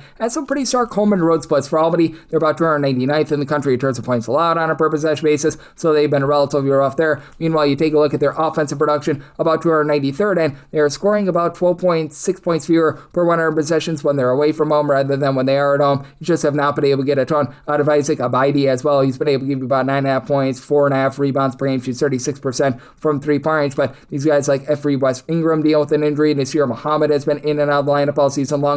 It's been a very banged up Albany team that just does not make their free throws. They've been outside the top 250 with their 3-point shooting percentage, and with NJIT doing such a good job down low, I do think that they find a way to get the job done in this ordeal. So set NJIT as a 7.5 point favorite. I'm going to be willing to lay the number, and on the under, so my total 139.5, 306, 595, 306, 596. Sonil is going to be on the road against New Haven. New Haven is a favorite of 1.5 to 2.5 points. 120.5 is the total. Set a total of a 123.5. I'm in on the over. Now, New Haven dead last in the country in terms of total possessions per game, and it's been legitimately an awful offense in terms of points scored on a per possession basis, outside the top 340 in all of college basketball. And this is a New Haven team that they allow you to shoot 37.1% from 3-point range in their home games. That's why I could only set this line at 1.5. I'm actually willing to take the deuce here with Sonil, even though this team has been absolutely awful in terms of winning the turnover battle. They're a bottom 5 team in terms of turnovers generated on a per possession basis. On offense, they're 353rd in terms of taking care of the ball. It's a New Haven team that they themselves have had a few issues taking care of the ball. They're outside the top 320 in terms of turnovers on a per possession basis in their home games. But again, you got a Sonil team that's not going to put you under any sort of duress whatsoever. For New Haven, you've had Jabari Fitzpatrick really take hold of the offense, 2.5 assists, 13 points per game, doesn't shoot it well from 3-point range. Now, you do have a guy that shoots 38% from 3 in Stefano Fapala, who's been very versatile, 6.5 points, 5 rebounds per game, but other than Jimmy George along with Andre Pasha, outside of Fitzpatrick, nobody else on the roster gives you over 6.8 points per game. Meanwhile, on the flip side for Sonil, the Will Batchelor injury really killed them at the beginning part of the season, but they've been able to find their footing with Herman Coffey becoming that top scorer, 13.5 points, shoots 37.5% from 3-point range. Just a Sonil team that overall they shoot about 32% from 3-point range, but they've been able to do an actually relatively good job on the glass. This is a Sonil team that is giving themselves about 27% of their misses as an offensive rebound. That's a top 335 mark in the country. That's much better than what you're going to find with Sonil, and they're not giving up second and third chances. In games played away from home, 23.8% of opponents' misses become an offensive rebound. That is a top 35 mark in the country, as their main guy has been Rudvan Tujic, who's been able to give you about 7.8 boards. Doesn't give you a block per contest, but Ramon Espino Guzman, who comes over from Sacred Heart, 5.5 boards, a block, 7 points per game. I think that's just enough for them to hold in there. Now, it's a bunch that they only shoot about 69% of the free throw line, and Their 2-point shooting percentage is dreadful. They're outside the top 330 with that regard. They're also top 75 mark in terms of opponents' 2-point shooting percentage as well.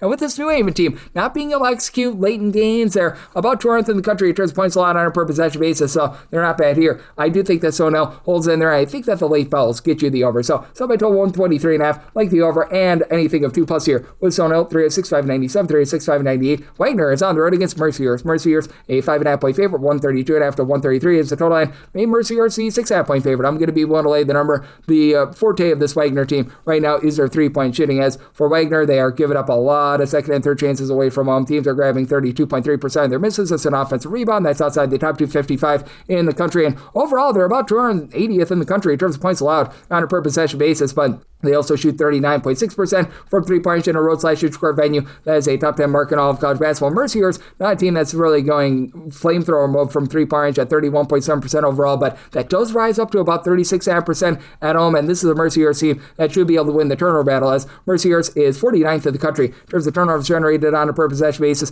Wagner is just 284th, and for this Wagner team, while they do a nice job in terms of their own 3-point shooting percentage, they're going to give it up from 3-point range as well. They're allowing teams away from home to shoot 38.2% from the outside, and Mercer's at home teams are shooting just 30.5% from the outside, so I think that that's going to take away the main forte that you've got for this Wagner team, as you've been able to have Nick Jones give you about 15 points per game, and then from there, it's just a lot of guys that give you about 8 to 9 points per contest. Xavier Finch, who is really their top rebounder to begin the season, he's right now dealing with a little bit of an injury, and for this Mercer's team, you've got by far the best shot blocker in this game, and Kadir Martin, who's been able to give you 2.5 blocks, throws in there about 6.5 boards, 10.5 points per game. Bernie Blunt and Jake Lelleman have been able to combine for 30 points per game, and with Lelleman, he shoots 39.5% from 3. Blunt is able to shoot 34.5% from the outside, and Mercer does a really good job in terms of taking care of the ball. They're a top 50 team in terms of fewest turnovers on a per possession basis. Meanwhile, you've got a Wagner group that they've been turning the ball over nearly 13 times per game. They're outside the top 300 with that regard. You do have Eduardo Placer along with Jaden Baker, both giving you about 9.5 points per game. They combine to shoot between the two of them about 37% from the outside. Neil Basel has been able to throw in their 8.5 points, 6 rebounds per game, as this Wagner team that has also been in the top 100 with regards to percentage of their own missed shots. They result in an offensive rebound, but I do think that with Mercer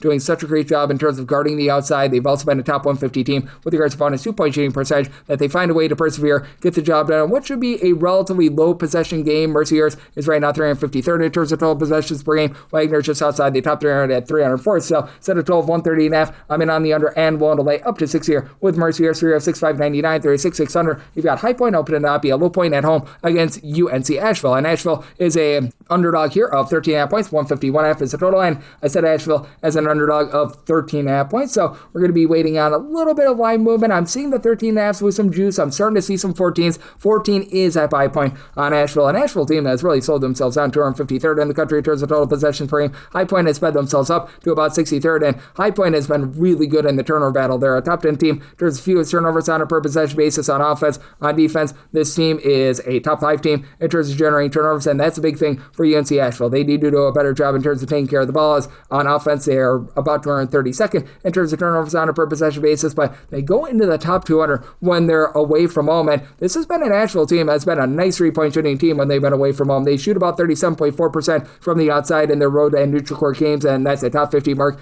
in the country, as you've been able to have Twaya Solomon at 6'9", give you some great versatility. He's supplying the team with about 16 points, 37% 3-point shooter. Justin Wright has been Mr. Wright, 40% 3-point shooter with about 17 points per game. Cameron Taylor, he splashes in there about 18.5 points per game as well. And then DJ Turner-Patrick, who's dealt with injuries over the last few seasons. He's been healthy, 10 points, a steal, 4 boards per contest. It's a Nashville team that's not going to put you under duress outside the top 240 in terms of turnovers generated on a per possession basis, but they've been a relatively good outside shooting defense as well. They're a top 150 team in terms of opponents' 3-point shooting percentage, and for High Point, this has been a team that's been dramatically better with regards to their offense when they've been at home rather than away from home. For High Point, they are 8th in the country right now in terms of points scored on a per possession basis, and for this High Point team, with regards to their 3-point shooting, they've been able to do a nice job, even with having the injury to their top scorer in Cam Fletcher. For High Point, they shoot about 36% from 3-point at home, down to about 33.5% away from home, and you've gotten great production of Hot Rod Martin along with Scary Terry Anderson. These guys combine for 30.7 points per game, and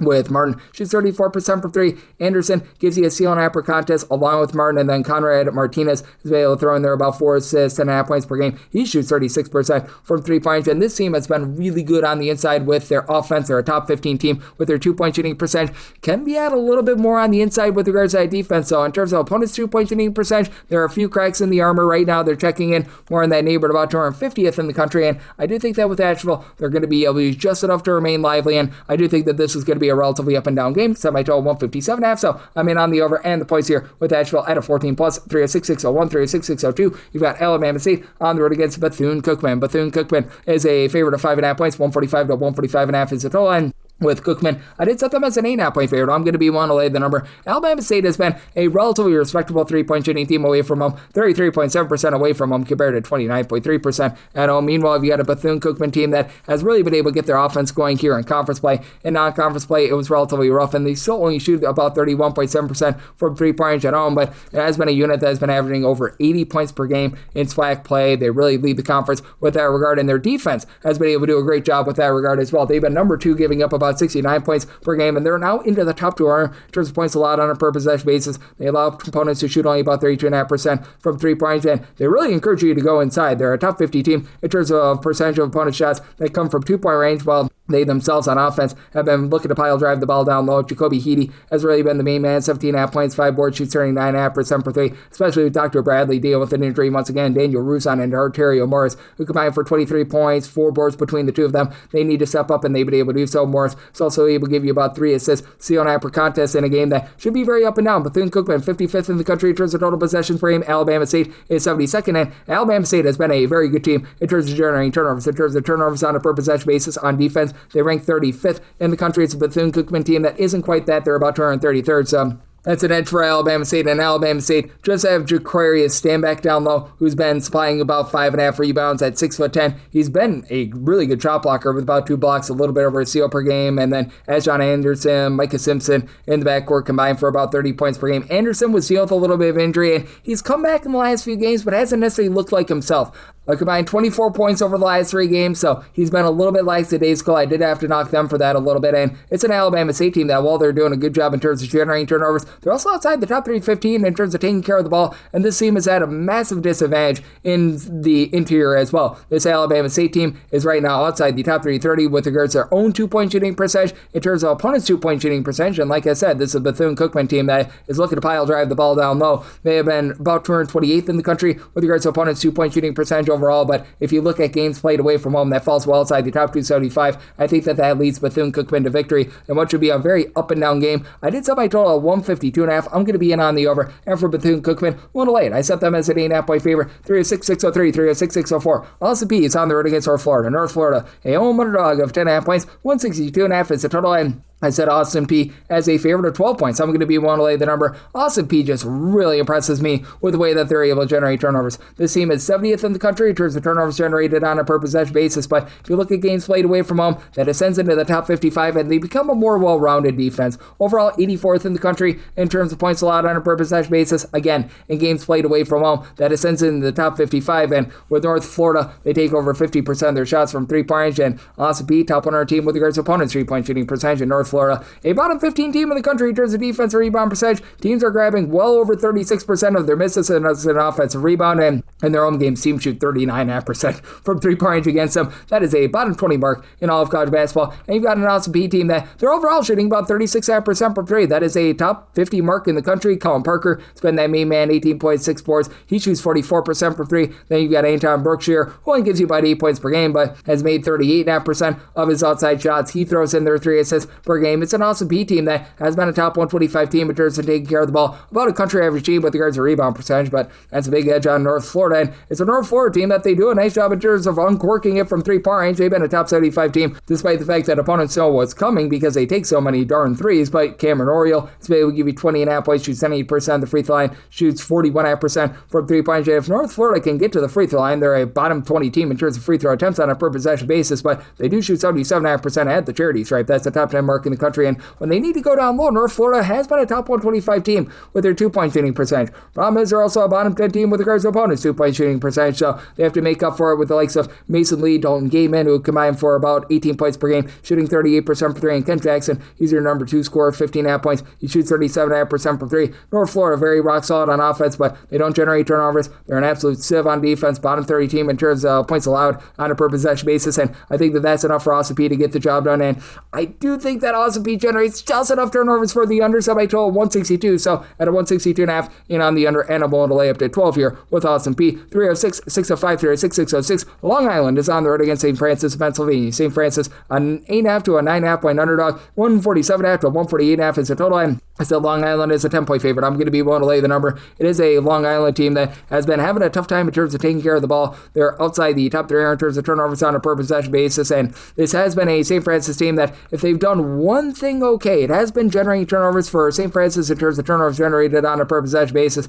They're a top 75 mark in the country, but they actually do a better job in terms of generating turnovers away from home rather than at home, and for St. Francis, they have been able to shoot 35.5% from 3-point range at home, but it's a Long Island team that has seen their 3-point shooting really do a nice job in terms of taking hold. They shoot 35.5% from 3-point range. That's a top 95 mark in the country, and they've got a massive advantage on the glass for Long Island in terms of percentage of their missed shots. They're becoming an offensive rebound, 28th in the country. They rebound about 34.5% of their misses. Now, they give up a lot of second and third chances as well. In terms of defensive rebound percentage, right now they're about 266th in the country, but for St. Francis, 334th. They're allowing opponents to grab 33.1% of their missed shots as an offensive rebound. Do have to like what Sky Wicks has been able to bring to the table. He's been Mr. Do It All for St. Francis, 18.7 boards, 2.5 assists per game. They don't shoot 38% for 3. Zion Russell, Ahmad Harrison, they combine to shoot about 35.5% from 3. Russell, 12.5 points, 3 assists per game. Harrison throws in there about 9 points, steal and per contest as well, but it's also the St. Francis team that's just getting absolutely blowtorched on the inside. They're outside the top 325 with both their own 2-point shooting percentage and opponent's 2-point shooting percentage, and for Long Island, you've got a really nice big 3. Jamal Flores, your top scorer, 16 points, 5.5 boards, shoots 43% from 3-point range. Malachi Davis,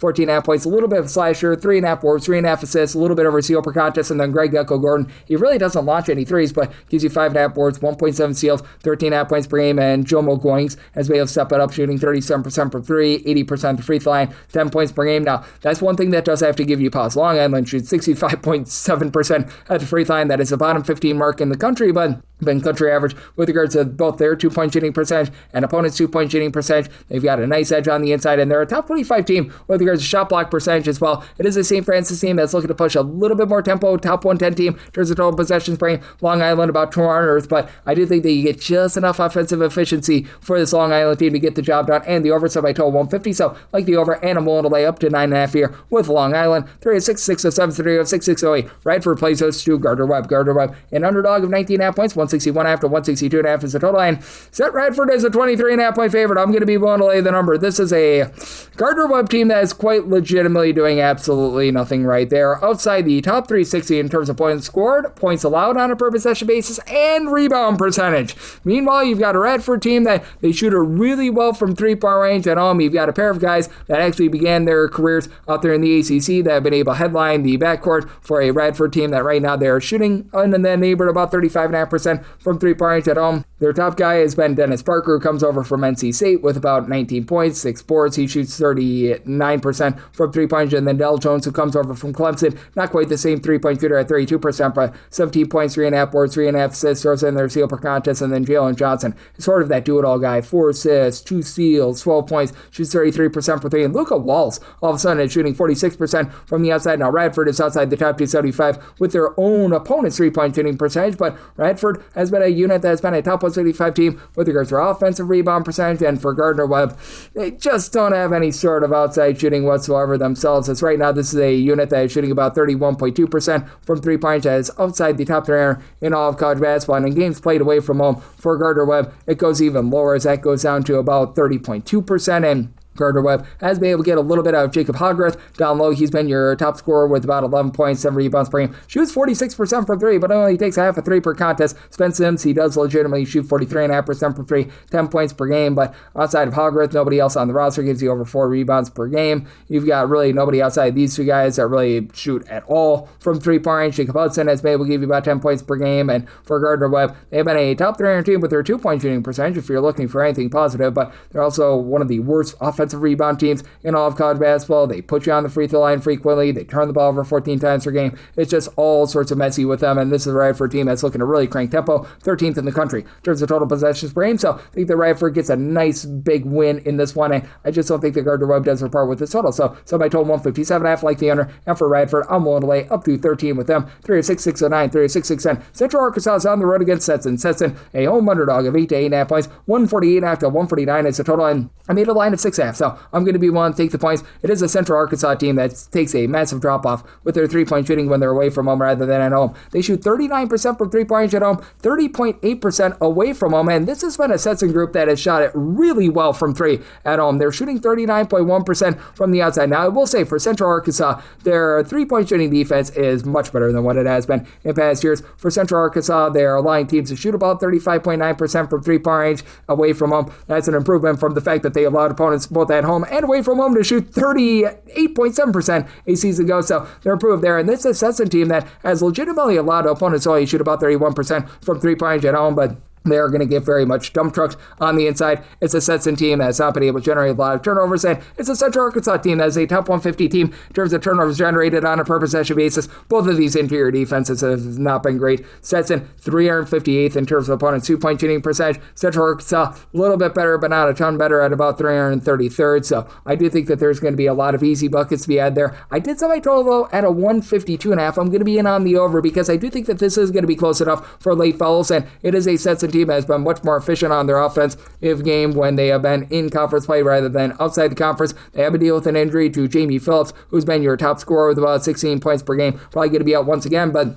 even without him, you got Ethan Copeland, Colin Cool, combined for 26.5 points per game. Both shoot about 40% from three-point range. Right now, for Cool, he's like the lone healthy guy that gives you over 3.7 rebounds per game, so that's going to be a little bit of an issue, especially with Cameron Hunter on the flip side for Central Arkansas being a do-it-all sort of gadget guy. He's been supplying 18.5 points, 4 boards, 2.5 assists, shooting in the mid-30s from three-point range. Then you've been able to get some good rebounding out of Ty Robinson with 5.5 boards, 14 points per game, while Central Arkansas really gives it up on the inside. They've been a top 75 team with their own two-point shooting percentage, so they're going to be able to get those easy buckets, and Central Arkansas is going to do a nice job in terms of winning the rebound battle. As in terms of defensive rebound percentage, they're all of a sudden a top 50 team in the country. Stetson is giving up a lot of second and third chances, 284th with this regard, but it is a Central Arkansas team that if they do have to cover at the free throw line, they shoot just 69.5% at the free throw line. Stetson, they shoot 67.8%, so both of these teams relatively brutal here, and it is a Stetson team that is outside the top 290 in terms of ball security. Central Arkansas has become top 100 team with regards to generating turnovers, but I do think that the three-point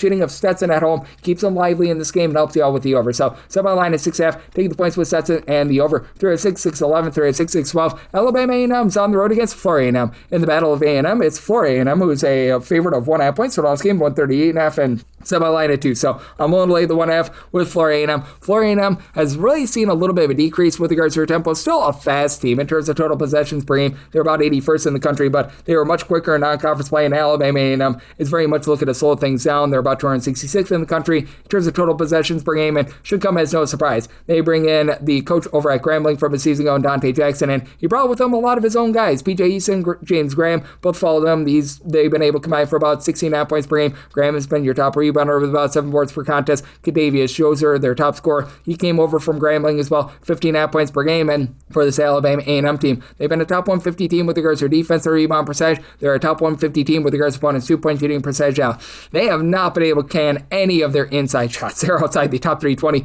with regards to their own two-point shooting percentage. And for this Florida A&M team, the big issue that you've had with them, they have not been able to take care of the ball. In terms of turnovers on a per possession basis on offense, they're 360th in all of college basketball, and specifically their home games, they're outside the top 362 with that regard as well. But they're doing a pretty solid job in terms of being able to generate turnovers, as this team is checking at 60th in the country in terms of turnovers generated on a per possession basis, while Alabama A&M, they're more around about 180th. And with Alabama A&M, if you find them in a nip and tuck spot, they do shoot about 74.9% at the free throw line, which is a massive advantage to what you've been able to get out of Florida A&M. But It feels like this Florida A&M team has just been much better here in conference play, as Charlie Ward seems to be figuring it out as a coach, because overall for the season, they shoot 67.7% at the free throw line. Conference play, that goes up to 73.9%, and in conference play, they've shot 35% from three-point overall for the season, just 33%, so the way that they've been able to kick things up has been massive with that regard, and they've been, in terms of opponents' two-point shooting percentage, a team that's been pretty rock solid with that regard, a top 250 team with that aspect. You've got Jaquan Sanders,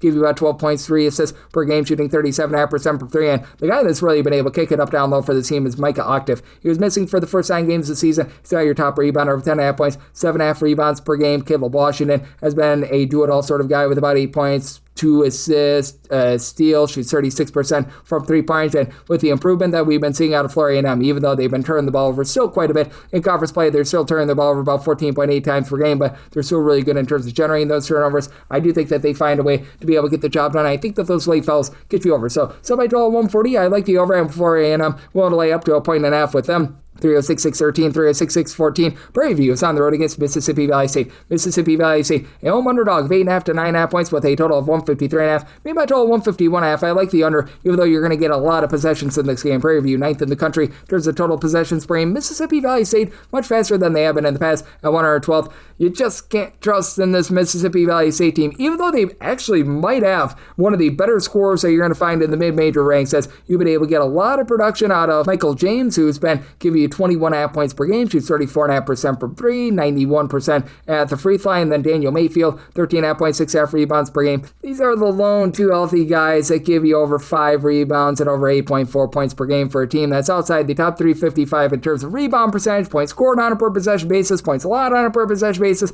and turnovers on a per possession basis on offense. And it's a Prairie View team that does a really, really nice job in terms of taking away the ball. They're a top 35 team in terms of turnovers generated on a per possession basis, and they've got a 20-point per game score of their own. A guy that has been around the block in the SWAC in Mr. Terrion Joseph, 20.5 points per contest, began his career over at Southern, as a matter of fact, and he's been able to do a really good job in terms of elevating this offense. It's a Prairie View team that has been able to shoot about 32.5% from 3, which isn't amazing, but in a game where they should be able to get to the free throw line a ton, Prairie View is one of the most foul-happy teams in all of college basketball. Mississippi Valley State, in terms of fouls committed on a per possession basis, bottom 5 in the country. They shoot 75.8% at the free throw line. You've been able to have Dante Horn go around the horn for 18.5 points, pair of steals. He shoots only about 31.5% from 3, but Lance Williams has been a 40% three-point shooter with about 9 points per game. Down low, Corey Wells has been able to give you 13 points, 7 boards, a little bit over a steal per contest, with Mississippi Valley State being, if I could put it any other way, sorry, in pretty much every facet about all of college basketball. Prairie View's lack of rebounding not going to show up here, so I set my line at 13.5, one to lay with Prairie View, and I'm in on the underside. I total at a 151.5, and wrap things up with 306-615, 306-616. Arkansas Pine Bluff plays host to Texas Southern. Texas Southern, a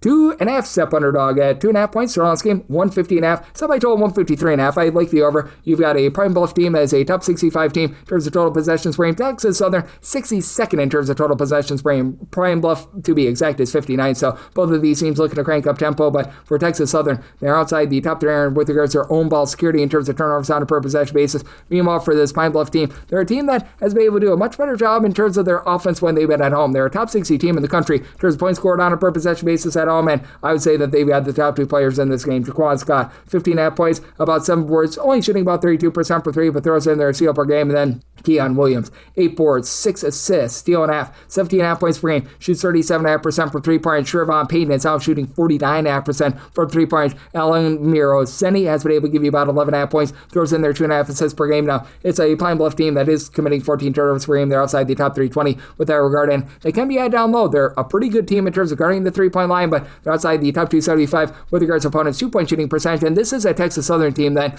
at their core, this is a team that is looking to take a lot of their shots from inside the 3-point line. Even though they've been an improved 3-point shooting team, this is a Texas Southern team that, with regards to their 2-point shooting percentage right now, they're clocking in just 268th in all of college basketball. But they do have Troy Hoopseed, who's been able to give you 9 boards, about 13 points per game. They were dealing with an injury to a lot of their backcourt, pretty much all but one. Their top 8 scorers was missing for multiple games this season, but Bryce Roberts, 12 points. He's been able to shoot 36.5% for 3, and Zaire Hayes shoots 40% for 3, but For Texas Southern, they're a top 75 team in terms of percentage of their shots that come from inside the three-point line. And for Texas Southern, this has been a group that has been a top 225 team with regards to opponents' three-point shooting percentage, but that said, they're getting blasted on the glass. They're outside the top 285 with regards to opponents' two-point shooting percentage as well. You do have Alex Anderson, who's able to give you about 8.5 points per game, but up with Pine Bluff really cranking up their offense at home, both inside and outside. I do think that they find a way to get the job done, and I think they get enough possessions for the over. So made a total of 153.5 like the over, and I'm willing to lay up to 7 here with Pine Bluff, and that'll wrap things up for the Thursday edition of Coast to Coast Hoops, now part of the VSiN Family Podcast. A big thanks to Tristan Freeman of Bustin' Brackets for joining me in the last segment. If you do like hearing from this fine podcast, Coast to Coast Hoops, you're able to subscribe wherever your podcasts, Apple Podcasts, Google Play, Spotify, Stitcher, and TuneIn. If you have a question, comment, segment idea, whatever you for this podcast, you do have one or two ways we offer those in. First one is my Twitter/X timeline at @GUnit_81. Keep in mind, letters they mean does not matter, so per usual, please do send these into the timeline. Other ways, find an Apple Podcast review. If you rate this podcast 5 stars, it's very much appreciated. From there, you're able to fire in whatever you like to hear on this podcast via that 5-star review. And I'm with you guys every single day on this podcast, giving you picks and analysis on every game every day. So I'm back with you once again tomorrow. Thank you.